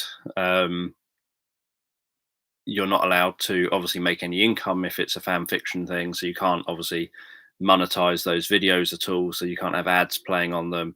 And even if I set the ad to off, YouTube can still set the ad to on if they feel that it could make them money. So you end up still kind of being hit then, because somehow it's your fault, even though it's YouTube who monetized it. And the way YouTube's copyright complaint system works is that if someone says you're breaching this copyright and you say, no, I'm not, because of whatever, I'm not breaching copyright because it's fair use, or I'm not breaching copyright because it's just fan fiction and I'm not using specific characters from your whatever it happens to be, like from Harry Potter or from Star Wars or from Lord of the Rings or whatever, they can still decline your copyright. You're sort of saying, I'm not breaching copyright. They can decline that, and then you can challenge it. But YouTube then gives you a warning saying, if you challenge this and fail, you get a strike on your account. And if you get 3 strikes, your account gets deleted. So then you end up as a YouTuber thinking, I don't really want to challenge it, because if I challenge it and get a strike and then end up having the same happen again and have another strike, I'm just going to end up running the risk of my channel being closed down for something as simple as the fact that I was doing something that I thought I would like to do and that others might like, that I could even guarantee doesn't breach copyright. And yet, because of the way the copyright process works on YouTube, where what happens is you say, actually, no, this doesn't breach copyright. The person who said it does breach copyright receives your thing saying it doesn't. And then they're the ones who say whether they still think it does or not. And if they say, no, I still think it does, YouTube doesn't have any part to play in this. So that person could then still say, even though I know that it's not breaching copyright, I'm going to say it is. So it's an annoying system. I prefer just creating all my own original stuff, or as I've done before and as I've planned to do again in the future, reading stuff that is old enough that it's out of print. So, for example, when I read the first chapter of the Odyssey, the idea of the first chapter of the Odyssey, if I'd read the Odyssey from, no, it's under a bunch of books. I was going to pull out a copy of it here. If I'd read the Odyssey from one of the copy I've got beside me, that copy is from about 1999. And so that means that even though the story of the Odyssey is hundreds of years old, thousands of years old, the copy that's written in that specific book is copyrighted to the person who wrote that specific book. So if I read that version, even if technically it was a copy of a previous version, it's then breaching copyright, because they could say, well, he's reading my version. So I've got another copy of the Odyssey from like 1890 or something that I know is obviously clearly out of copyright. And so although someone might have published a new version of that old version and might have mixed in a few of their own words to it so that they can tell if someone's reading their version versus the version they're copying or reprinting, I've got every right to be able to read publicly the version that's from 1890. The same as behind me here, I've got a copy of old fairy tales. So again, that's something that it's just a nice smelling book, different pictures and things in for those who like old books, and the smell of them. So I could read things from that, for example, without getting into any trouble, because that's a really old book. It's not going to breach any copyright that's current. Yep. So yeah, so I've often spoken, I think I spoke the other day as well, about the fact that YouTube plays ads in the middle and at the end of sleep meditations, even when the creator, so the Honest guys have had this exact same, did a video on this exact same problem, that you create a sleep meditation, you as a creator have a screen that comes up that says where do you want ads to appear on this meditation, on this video.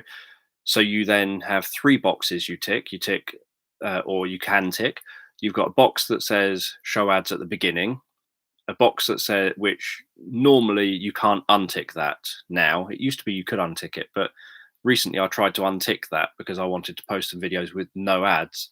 Um, the ones of Toby Sivia playing instruments, I wanted to post them without ads on them. And I couldn't untick that box, which really annoyed me because I thought, no, this is Toby's stuff.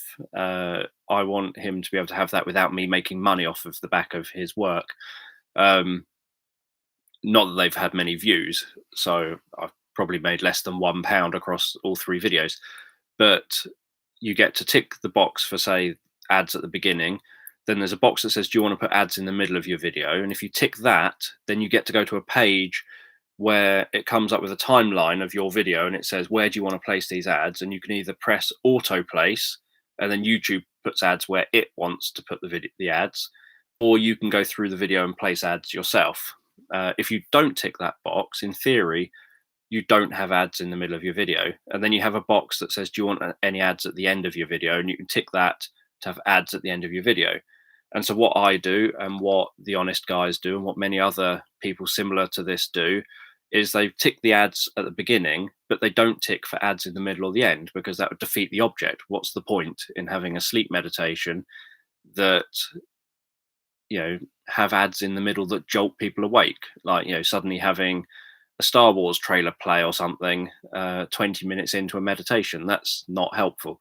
Um, so we don't turn the ads on, and yet YouTube was overruling, and still does overrule, us creators. So it gives us the choice, as if we've got the choice, but then it overrules us because it thinks, well, we make more money if we put ads there. And so it really, really annoys me. That's probably the thing that annoys me most on YouTube, is that they put ads in the middle and the end of my videos when I have the ads turned off and I don't want the ads on. And there's no point giving me the option to turn it on or off if I'm going to be overruled anyway. And as I say, the Honest guys did that. The Honest guys did a video about that, saying, look, sorry, but we're not the ones. We're getting all these complaints saying, can we stop putting ads in the middle and the end of our videos? We're not doing it. It's something YouTube is doing. And YouTube did a video on their own creator channel saying, we've been doing this and we are doing this and we think it's really successful. So we're going to keep doing it. And on that, I've been complaining to YouTube for about 18 months about this. And then I complained on that video saying, the thing you're talking about in this video, I've had a problem with this for 18 months. This was like November or something last year. I've had a problem with this. You shouldn't be doing this. What's the point in saying we've got choice to put ads in the video if we say not to have ads and you put them in there anyway? And YouTube have never sorted the issue out. I don't think they're ever going to. And it seems to increase as they keep getting away with it.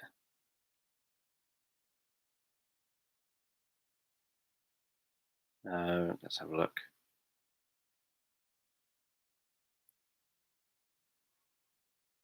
So yeah, so I pretty much just do all of my own stuff. Create all my own stories and things and my own worlds.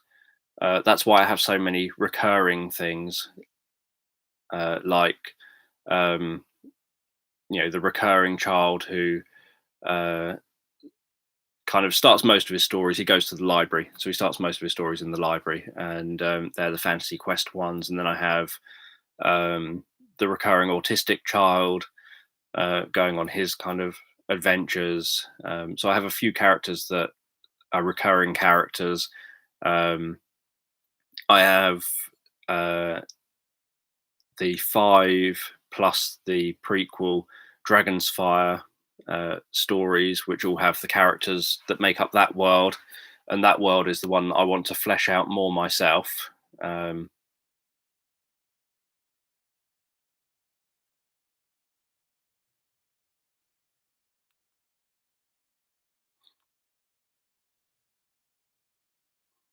so yeah, so I want to flesh out the Dragon's Fire series to have kind of the spin-off stuff from it, because there was the prequel, which was set like 100 years or whatever earlier, and that kind of set up the Dragon's Fire stories. And then there was the Dragon's Fire stories, which is the series of 5 stories, but they end with a cliffhanger still. They end with the fact that the cause of the dragons being there um, hasn't actually been tackled. All the dragons have been dealt with across the series of stories, but the reason the dragons were back wasn't dealt with at all. And so, but because of the unpopularity of the individual videos, I just stopped making them and didn't make the ones that I planned after it, that were going to kind of jump forward a bit and then tell the stories kind of and around the sides of it a bit, to tell the stories about how this all developed, how who was bringing these dragons back, what happened, a bit more going back into the past slightly, and then off into the future, and then what comes next. So yeah, for something to be in the public domain, it's 75 years. It's different in country to country, but um, a good rule of thumb is it's about 75 years after the death of the author. Um, so it's quite a wait, really, for something to be out of the public domain.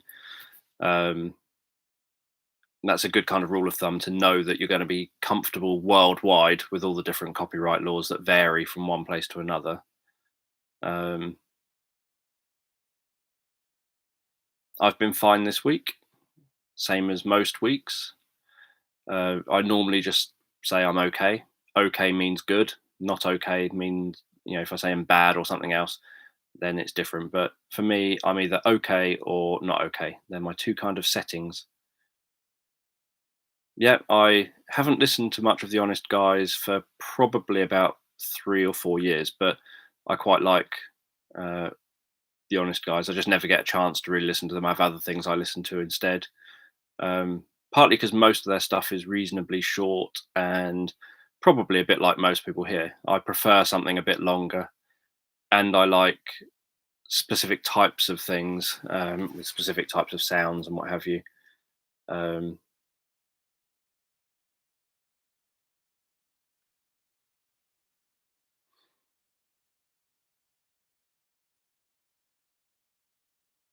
I just saw I trust dishonest guys. It's just jumped down again.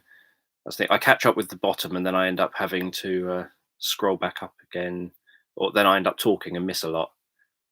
So Zoe, hopefully, yeah, hopefully people are okay. It's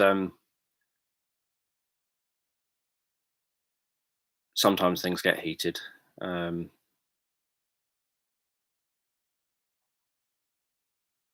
but yeah, I was going to say I don't think there's anything to forgive.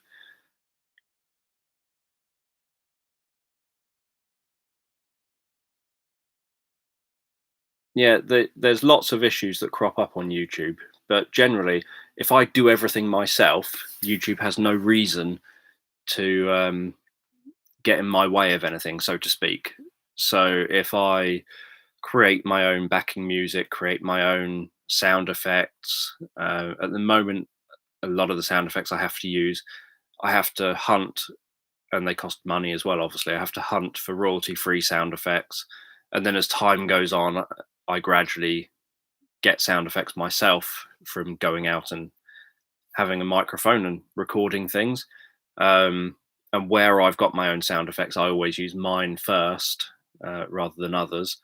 Obviously, all my stories are original, so I know I don't have that worry. Um,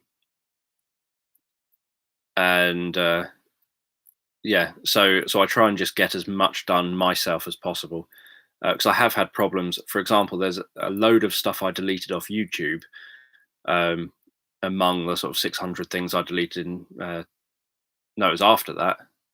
It was some of the stuff I'd left on YouTube that I ended up deleting because suddenly they were hit with copyright claims, and they were things like that. For example, I had a youthfulness, self hypnosis youthfulness track that was based on the research around priming and the research that was done. I'm sure many have heard about the experiments where, or the research where elderly people were put into a home that was made like a home from like 30 years earlier, that had music playing on the radios of 30 years earlier, was completely decorated so that when you were physically in the home, it was as if you were 30 years earlier. If you turned the TV on, everything was playing that was on 30 years earlier. If you turned the radio on, it was playing what was on 30 years earlier.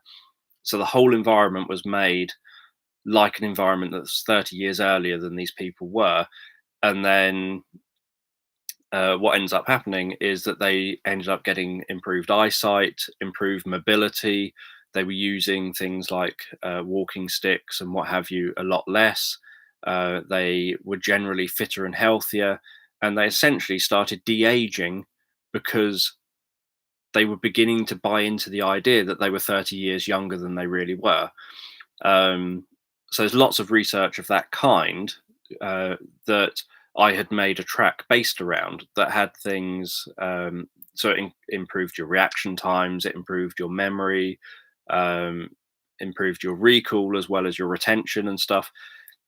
And I made it using different sounds. So I had sounds of children playing so I sort of taught. It was like a sleep meditation that I do. So it had like children playing. So I talk about walking past a school, and you can hear the children playing. It had all these different sound effects in to help really enhance and prime the mind for all these kind of more youthfulness. And the idea was to help people to then be a bit more youthful and improve, including myself. And that was on YouTube for years and years and years. And then I suddenly got a copyright claim on it.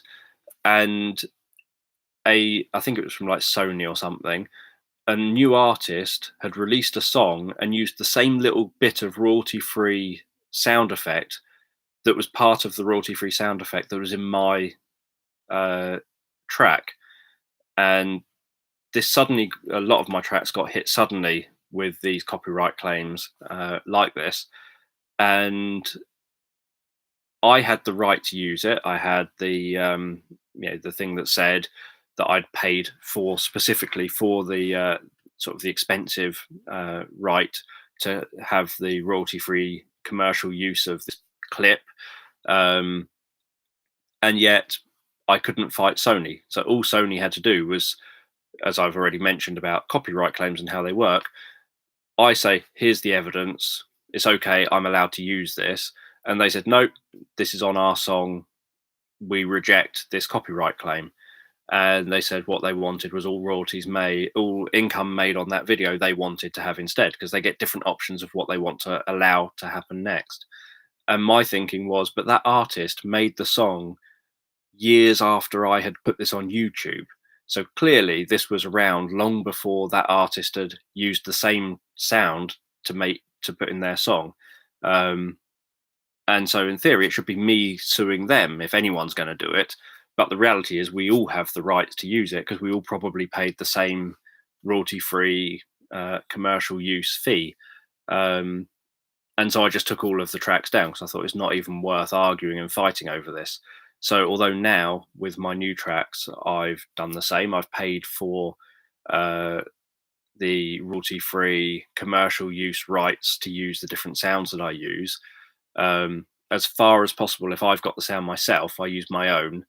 And if I don't have the sound myself, then I have to use that one. But the plan is that I keep adding my own sounds so that as time goes on, I use less of everyone else's and more of my own, so that it decreases even further the chances of being hit with copyright claims that you just can't fight because the other person just has to decline your sort of your statement that you don't think you're breaching copyright, and there's nothing you can really do about that.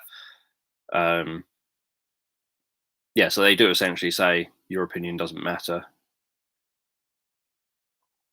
Um, yeah, I've got a lot of old books right beside me, so that would be an old book overload. Uh, I do all of my thumbnails on Canva. So again, on Canva, it's I pay a yearly subscription that gets me access to a bunch of royalty-free commercial use images, above and beyond the free royalty-free commercial images or commercial use images. And yeah, I do everything on Canva, make my thumbnails on there. Um, there's enough selection that 90% of the time I can reasonably quickly find what I want to make a thumbnail out of. Um, but yeah, so that's what I use there. Uh, Canva's brilliant for lots of things. It's got lots of templates.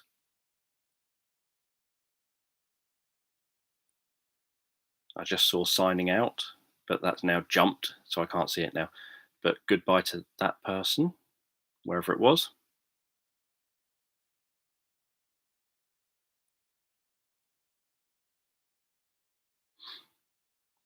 Yeah, so the difficulty with the Dragon's Fire ones, one of the difficulties is that it was a series of 5 or 6, I can't even remember now, videos.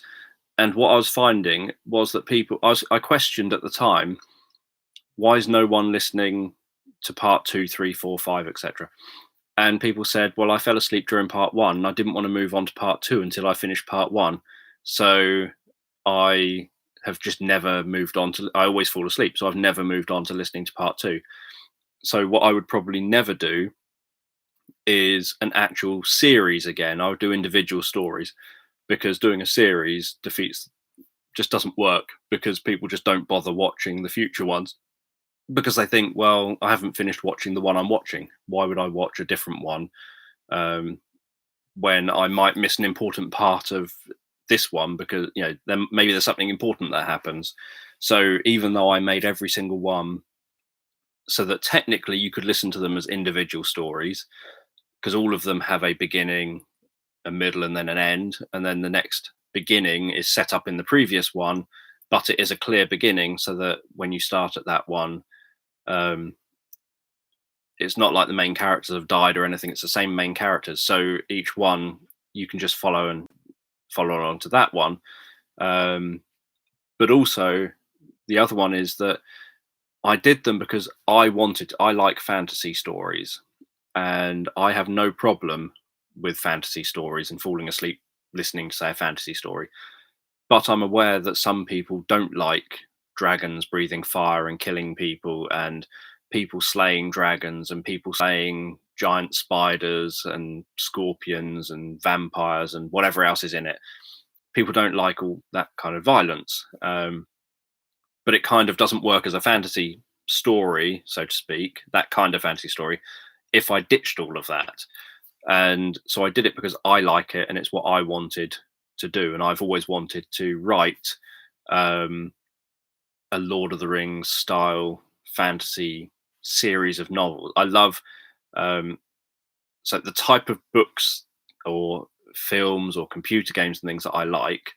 I struggle often with reading them if they're in book form, because they're often huge. But the type of things I like are where you can imagine the world existing, where you can feel that this world is real, that it's an actual tangible place, that there is communities, that there's perhaps religions or spiritual beliefs, that there's um, different outlooks on life for different communities depending on where they've lived, perhaps how long they live. So a creature that lives a very, very, very long time will have a different perspective on time and on and maybe different values to a creature that lives a very short time. So I like a world that has all that you can imagine, that there's a story being told within the world, but you could so easily imagine turning left, going down a path, and another story could be right there that's playing out at the same time, because it's a a big world.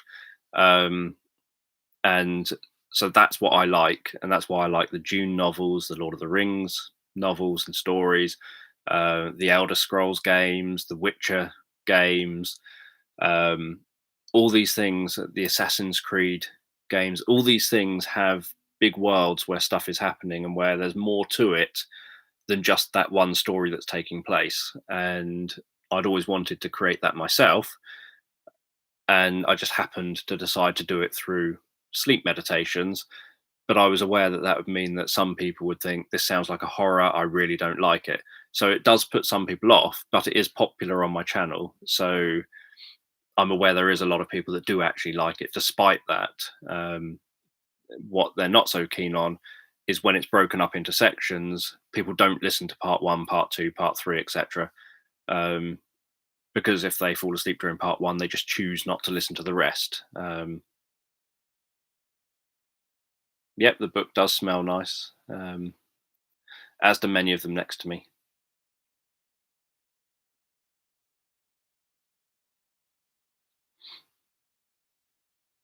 Yep, and I view my channel as closer to when people kind of say, I come here because I just want to listen to a story being read like a normal story, as if you're Stephen Fry reading a storybook. I always point out that mine are more like the Honest Guys or Jason Stevenson or Michael Seeley, people like that, than they are like Stephen Fry reading for Calm, for the Calm app or something. Um,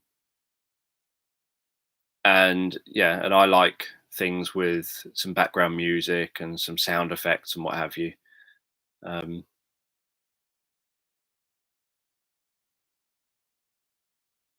yeah, Narnia's quite cool.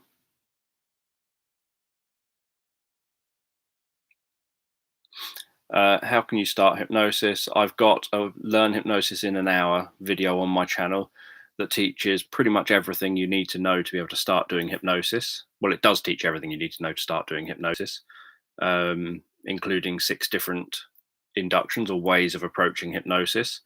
Um, and on my live courses, I normally, within 30 minutes, have had everyone hypnotize each other with no other training other than me saying, right, what I want you to do is look at the person in front of you, have the goal that you're going to have them become relaxed and inner focused, and calm, etc. And that's your goal. And then just look at the person and use whatever you see as being something that is the correct thing towards that goal. And then I do a quick 5-minute demonstration of that to show what I'm talking about. And then I say, now get on with it. So for people who've never ever done hypnosis in their life, within 30 minutes, they've hypnotized someone and then that person has hypnotized them back. And then we'll come back to the room and talk about their experience. And their confidence is significantly boosted because they now have experienced it and they've done it and they've realized it's ridiculously simple to do. And so everything else is then just kind of refining that skill. So learning bits and pieces to improve observation skills, to improve refining how you could approach something if you encounter someone being a bit awkward or not responding quite as you expect or whatever.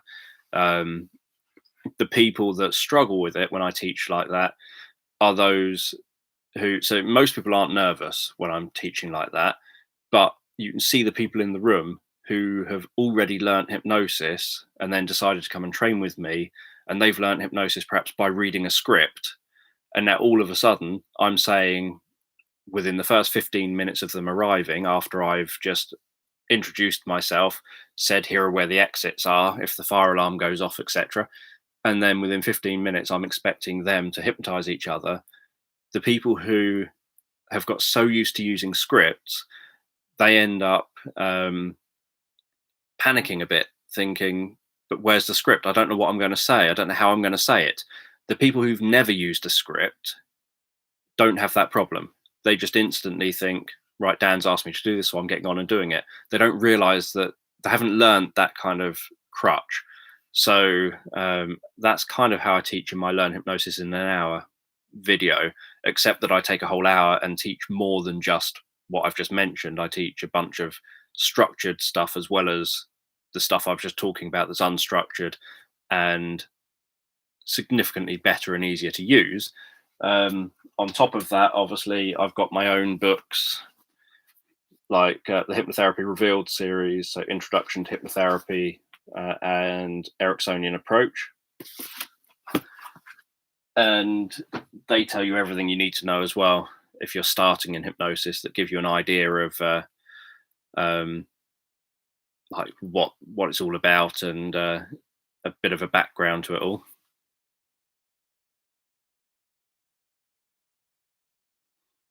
I've never read that book.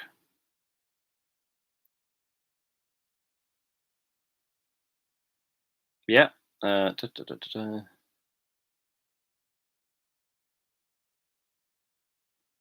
Yeah, the aging thing is good.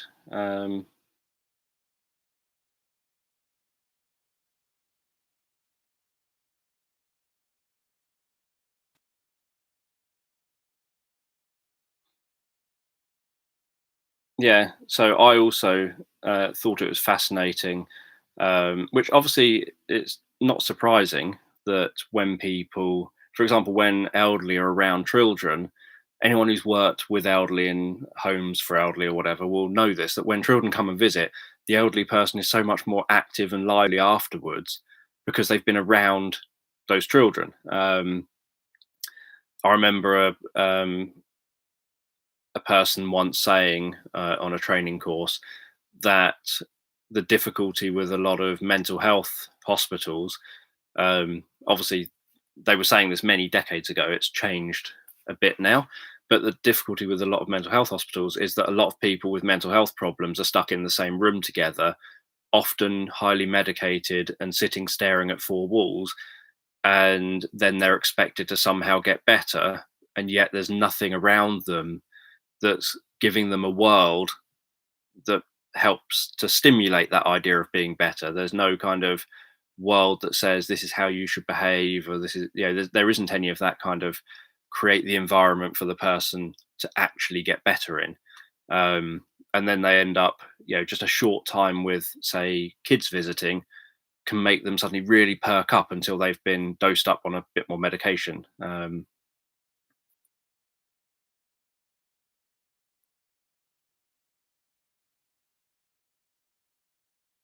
Let's have a look.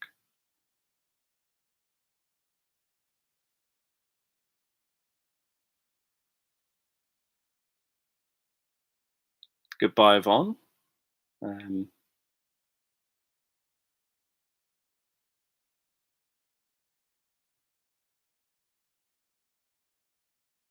yeah, Morrowind. Let's have a look.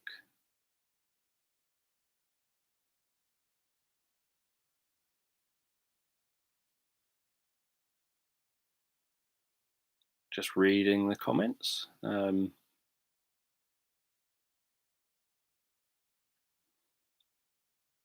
Yeah, see, I'm so much more a film person or perhaps a computer game person than a reading person. I just find that I read too slowly to. I don't think I read slowly, but I read too slowly to make it seem real. Yeah, to get into it enough to have it seem real to me. And I forget stuff too easily while I'm reading. When I'm reading uh, fiction books.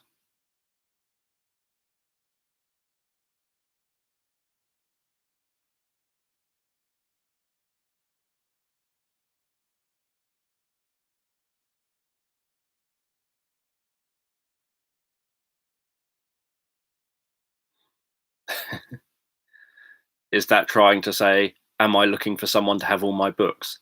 Um,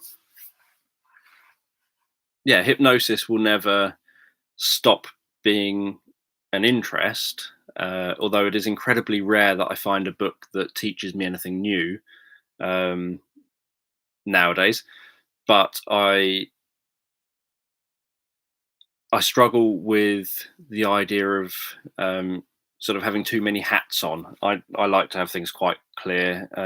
I have kind of a lifestyle that I'd like to lead, and that lifestyle doesn't include things that cause me stress, like going and teaching hypnosis and having to constantly interact with students in courses, or having to constantly create new courses and come up with new courses and things, which takes lots of editing and lots of recording and stuff like that.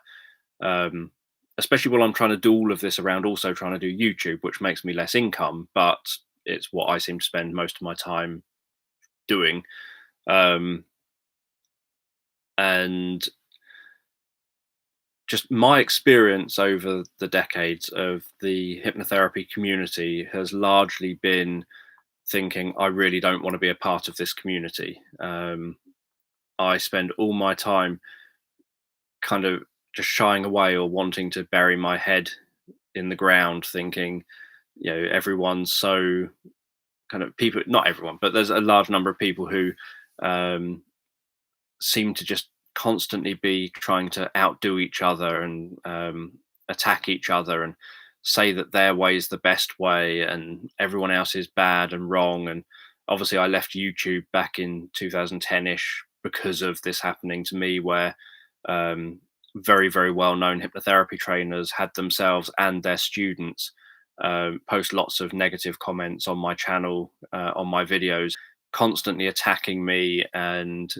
saying how terrible everything was, um, and not actually saying anything of any proper substance, just attacking because of the type of work that I was doing, and obviously attacking me, for example, saying, why would anyone come and learn from them if I'm giving it all away for free by doing stuff on YouTube and all this sort of stuff?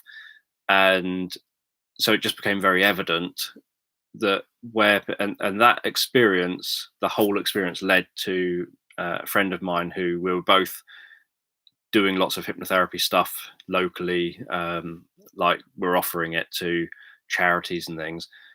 It made him totally say, I'm never having anything to do with the hypnotherapy community ever again. I'm giving all this up. So he totally gave all of it up at that point because of all that. I didn't totally give it up, but I did shut down my YouTube channel. I did try and disappear as much as I could from the limelight for a bunch of years, um, because I just thought, I am not doing that. I'm doing this because I've got the knowledge. I'm not doing this because I want people to think I'm good or because I want recognition or um, anything like that. I'm just doing it because the kind thing to do if you know something is, and it could help, is to share. Um, and that's not what I've experienced. And that was why, for example, for years and years, I didn't want anything to do with the UK Hypnosis Convention, or I didn't want to go over to Hypno Thoughts live in Las Vegas. Um, that, and I'm not likely to ever want to travel on the plane to go over there, or to go there in the first place. So the whole experience kind of put me off the idea of wanting anything to do with it. It's something that since being a teenager I've had an interest in, and then there are bits that I've not liked doing that have cropped up because I've needed the income. So, for example, working as a hypnotherapist is because I needed to make a living. Um, I love learning stuff, just like someone might love learning maths. It doesn't necessarily mean that they want to become an accountant. Um, they just might be fascinated with maths problems, and they might love at home doing maths problems. And so that's kind of a bit like what my mentality has always been, which is I like learning all the stuff, but it doesn't mean I necessarily want to listen to people um, talking about problems that they've got and then having to put all my effort into trying to help everyone around me. Um, I just want to be able to study and think, oh, that was interesting what I've just read today, and just have it that I'm learning stuff for myself. And if I learn something I think could be helpful to others, then obviously now my YouTube channel has totally changed, so it wouldn't happen. But in the past, it was a case of if I learned stuff that I thought would be helpful to others, like different bits of knowledge, like perhaps how to stop panic attacks quickly and things like that, I would then just make a video about it because I think, oh, that I've just learned could actually help someone else. Let's share that bit of knowledge I've just learned so that others can benefit from it as well.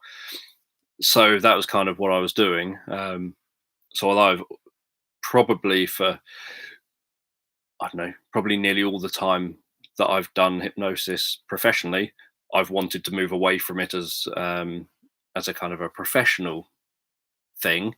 Um, Part of becoming a professional was just purely because I wanted to learn to the highest level I could, and that obviously means you end up eventually training as a practitioner. But I like sharing knowledge, and I like um, thinking, oh, I'm going to have to test that idea out, and then you need people to test the ideas out on, and so you then arrange groups where people can be at the group, so that you can say, right, let's find a bunch of people who are like-minded who want to test this stuff out as well, and then we'll test this stuff out.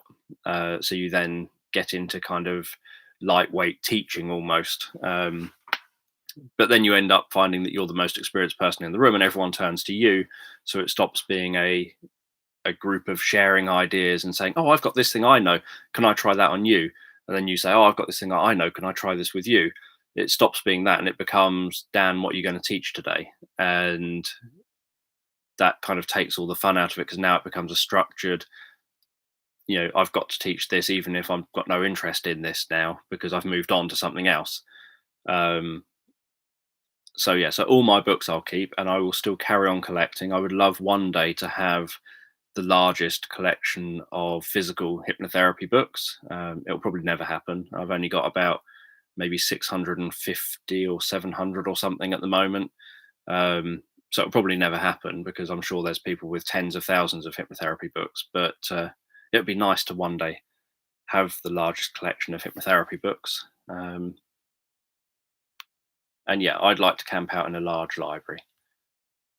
It's a shame in I can't remember the name of the film off the top of my head. Is it 2001 or whatever it is, with the sudden freezing of the planet?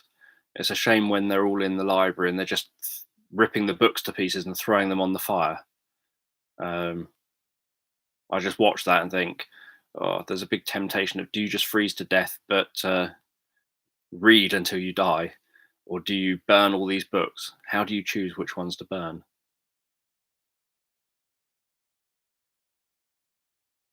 Glad to hear you're still here, Michelle.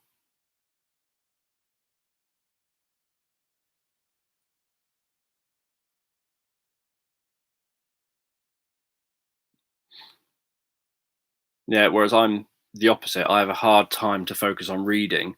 I'd need to read for probably 2 hours straight, so that that bit that I've read makes any sense to my brain. If I read a shorter period of time than that, I'm going to have to reread everything I've just read. So if I read, say, for 30 minutes, I'd have to reread that 30 minutes just to be aware of what that 30 minutes was that I'd read. Um, so I need to read a big chunk of a book, so that I can get all the contexts in my brain and figure out how one thing fits to another, and try and work out. I nearly never keep track of what any dialogue is in a book. Any dialogue I normally skim straight across, because I can't tell who's talking and who's talking to who, because I can't see their face. So I can't see that specific individual in front of me talking. So I've no idea who's talking, even if it ends up saying a name next to it, like said so and so said, and it says it. Even then, I think I've absolutely no idea who they are. I can generally, maybe halfway through a book, realize, that's the name of the lead character of the book. But if there's multiple characters in the book, um, I've got very little chance of following it. So I normally just skim all of the text where it's talking, skim all of the text where it's just describing rubbish, like what the world looks like or something. Um, Stuff that I kind of, if it's done conversationally almost, like in a way that flows, that's fine. But when it's done almost like it's describing for the sake of describing almost, don't know if that makes sense, then I struggle, because I just think this has just slowed everything right down. So for me, if I can summarize a book in, say, 1 minute, then my view is that book probably could have been written short enough to read in 5 minutes, and that's all I would have needed. I think the same with films, that a 2 hour film, I'd much rather watch a 2 hour film than read a book, because that 2 hour film, I can see who's talking to who and what have you, um, and then follow that easier. And I can see the world it's set in, because it's there right in front of me on screen. Um, without having to describe it and waste pages doing the describing. That means that by the time I get to the next bit of the story, I've forgotten what on earth the last bit was. Um, but even with films, there are so many films that I think this could easily have been condensed down to 30 minutes or less, and I would have been more than happy with it. So I would often, for example, fast forward if people suddenly have some romance scene that seems pointless. It just seems to be an excuse to have a romance scene where you already know these characters like each other. You don't need to have a romance scene there. So I normally fast forward them, fast forward arbitrary fight scenes that, unless it's impressive to watch, that seem to just be conflict for the sake of having conflict. So yeah, so even films, I think often they're far, far too long, and that they could do with being just 30 minutes or so. Um,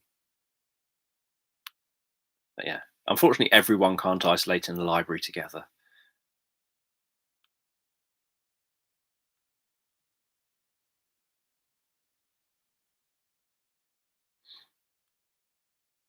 Yeah, I don't see anything in my mind while I'm reading fiction.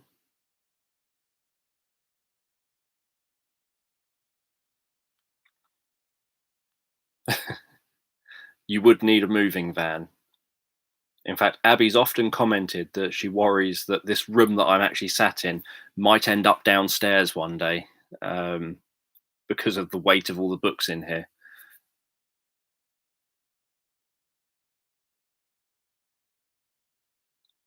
Yep, if I could read the writing, then being in the Vatican secret archives would be pretty cool.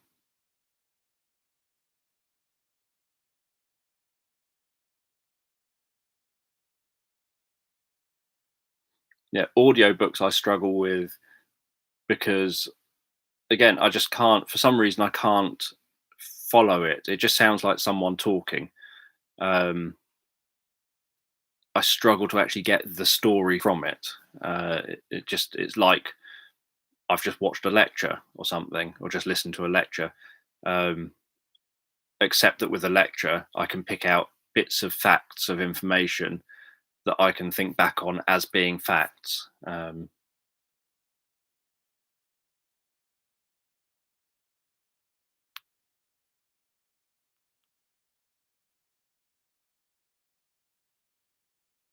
So yeah, I definitely read tons of non-fiction, but not fiction, and largely science-based stuff.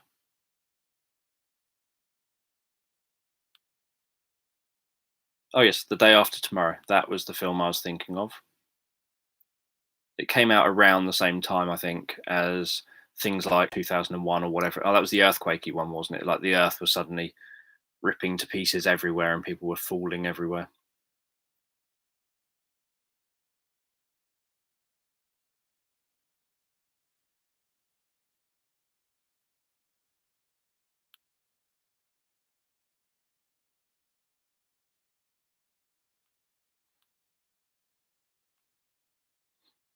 Just reading. I like Rick Mail reading. So if you ever find Rick Mail reading the children's stories, I can't remember what they are. Can't remember, I think it might be the Grimm's Tales or something. That's quite cool. Um, he's reading some stories. I can't remember what they are now. But yeah, Rick Mail reading. Just type in Rick Mail reading. I'm sure they'd come up. But I think his reading's brilliant. Yep, Kingsmen. The whole of the Kingsmen films, I think, are brilliant. Um, and I love the death of what's his face, where he's singing Country Roads. I'm hoping that he comes back in a future one, that he only had his leg blown off or something, and that they pieced him. If you can piece back together someone who's been shot in the face, you can obviously piece someone back together who has stood on a mine.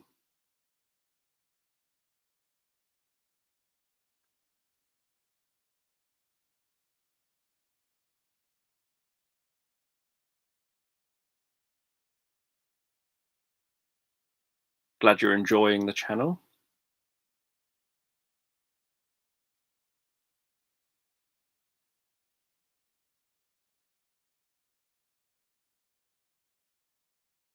So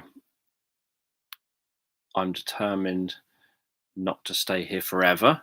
Trying to think if there's anything I needed to show or talk about before I go.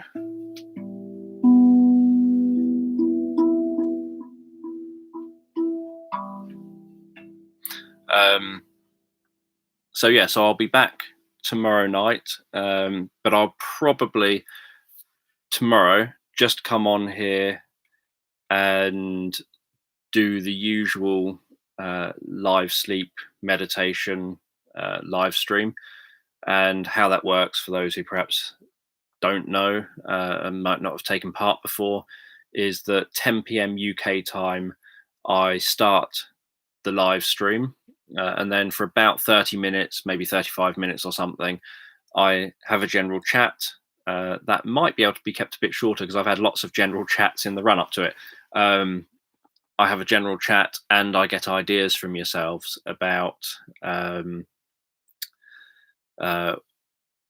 what you want in the story. So it'll be, you suggest single words or maybe one or two words or something that I then use to piece together. So I write a list like this one next to me from last week of all of the words that you suggest, and then I do my best to get as many of those words as I can into the story. Not necessarily the exact words, but I do my best to get those ideas or whatever they are into the story. So, for example, one thing that was suggested last time was, if I can see it,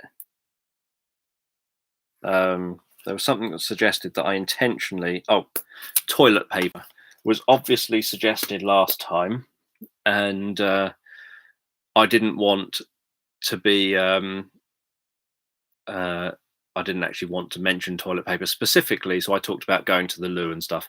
So that's kind of how I work. That sometimes I might say the specific item, like the aliens and potatoes. Other times I will get it in there in a different way, maybe a bit more indirectly, if necessary, or have it in the background somewhere. And sometimes I can't get every single idea in there. But yeah, so that's how that kind of works, that I get the ideas from yourselves for the first 30 minutes or so. Well, even when someone's joking, you know me, if you've said it at the side, it goes in. And so yeah, so different ideas of things like items, different, I don't know how to describe the ideas, but random things. So it could be woodland, it could be toilet paper, whatever it happens to be. And then it could be sharks, whatever. And then I try and figure out what kind of therapeutic sleep meditation I can create that takes me from through all of those different ideas and includes stuff around anxiety, worry, and stress. And I use as much as I can, but obviously I can't use everything all the time because some things sometimes I just don't manage to get them in. And some things I do, if I'm going to intentionally miss something out, I do tell you I'm not going to include that. So toilet roll was soft enough that I was able to get that in there. Whereas sometimes people have said things that I think, that's probably not going to fit into this story, or it's something that I feel is perhaps not conducive to relaxing or anything. So yeah, and part of the reason why I just write everything down is because when I'm scrolling, especially through some of you who know who you are, who do a lot of chatting at times, joking with each other, I just see little words come up and end up, I don't know who said the words. I'm just scrolling through looking for bits of words that I think, right, that's obviously a suggestion. And even if it's not, I'm normally ignoring most of the sentences and just looking out for the words because I've asked for ideas. And so I just think it doesn't matter. I'm happy. Yeah, it makes it obviously more interesting. So as long as it's stuff that I think isn't going to put everyone else off, um, it makes it more interesting, I think, because you never know what the story is going to be then. Um, but yeah, so that will be for tomorrow. I'll be online at 10 p.m. UK time and getting ideas. Obviously, if I don't know the word, it won't go in because I won't know it. And when people suggest things that are things that I'm unlikely to know, that also doesn't go in. So, for example, if someone named a specific place somewhere in the world, the chances are I'm not going to know it well enough to describe it. So it won't make it into the story because of that. Whereas what I'd prefer, rather than, for example, a place, so rather than someone naming, say, a specific place in Canada or whatever, which I wouldn't know, so I wouldn't be able to then use it because I wouldn't know a description of it, and I'm doing it live, so it's not like I can look up a description of it. Um, yeah, we had a beaver lodge, so obviously I can't look up a description of it live. So what I would prefer if someone was thinking, "Oh, I'd love Dan to do this specific location of Canada," would be for them to suggest elements of that. So, say pine trees might be a suggestion, lake might be a suggestion, forest might be a suggestion, woodland, meadow, um, ice, snow. Those would be the suggestions that you would give because those would be the kind of bits around that location that you're thinking of, that are why you're thinking of that location, that you like those elements of that location rather than an actual real location. So yeah, so if I don't know the name of the place or the name or what the word means that you suggest, it obviously won't make it in. Um, and yeah, and if it's not like something that I can see or hear or feel or touch, then it's probably not going to make it in either, or somehow conceptualize. And likewise, if it's essentially telling me a whole story. So if someone says, for example, I want you to, would you do, um, I don't know, a rabbit hopping through the woods and discovering a rainbow, and then you essentially tell me a bunch of a story, then that won't go in. I would probably just divide it into, right, so they're suggesting a rabbit, they're suggesting a rainbow, they're suggesting woods. And so I would just take it as three separate suggestions and probably not do it anything like the story, um, because I'd be doing it in my own story, creating whatever it is that flows for me. So that's kind of how it works. And yeah, then I just crack on and create something that's perhaps half an hour, maybe 90 minutes long, depending what ideas I've been given and how many people have contributed. So yes, so I will see you here. So yeah, palaces could end up being something that is suggested, but yeah, if it was palaces that capture a feel of weather or temperature, that probably wouldn't end up being done, um, because that's suddenly too much in one thing. So palaces might. Oh no, that says places. See, I can't even read now. I've been sat here for too long. Um, so places that capture a feel of weather or temperature. So that probably wouldn't, because I wouldn't know what that would mean. Whereas if it was like summer or winter or autumn, then those would be suggestions that I would be able to work with. Yeah, some kind of meditation thing. Oh, I'm definitely not a fun guy to hang around.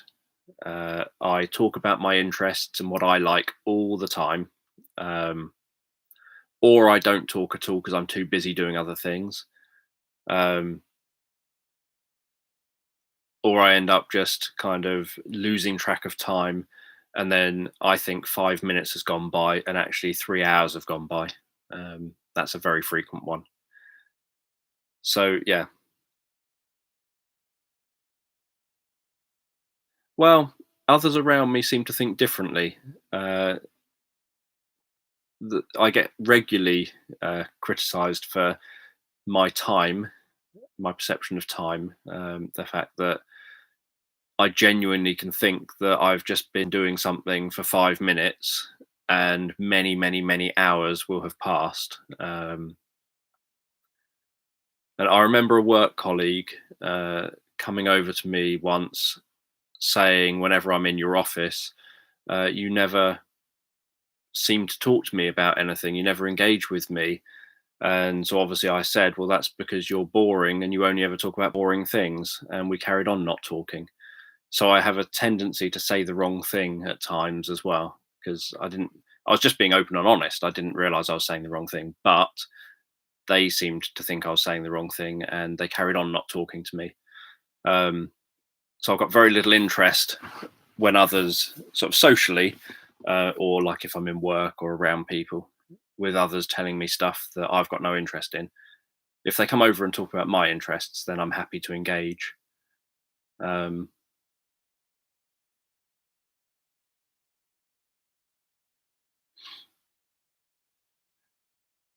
yeah, I have a tendency to hypnotize people. People watching me notice I'm hypnotizing people. In fact, Abby commented on it the other day, watching back um, she was watching one of the live streams in another room and said that she saw me doing hypnosis on camera to everyone and had written down some of what I was doing. So she has a tendency to notice that. Well, tomorrow I will probably not be online at 7 p.m. and I will just stick to, yeah, the hourglass isn't an hour, unfortunately. I think it's like 5 minutes or something. So I'd have to keep turning it over. I will probably not do the 7 p.m. one, and then I'll just jump in at 10 p.m. Because that makes most logical sense. Then I can spend the evening with Abby and then just jump in here at 10 p.m. rather than being here, say, 7 till 8 and then disappearing 8 till 10 and then having to come back again at 10. And then on the Tuesday, it is Tuesday after that, I can obviously come back here and do 7 p.m. again, and see how it goes, see if I can lose a few more subscribers. And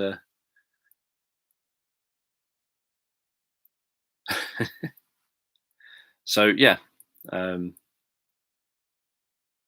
Oh, see, just watch any of the videos back and you can see exactly what I'm doing. So, yeah, it doesn't take much brain power to do the meditations. It's just a case of stringing things together. The only time I can't do it is if I'm really stressed or something, because then obviously I'm not thinking clearly and I'm not in that zone to be able to focus on it. But that's pretty rare. So anyway, I will go. It's 2 hours 48 minutes, probably 49 minutes by the time I finish talking.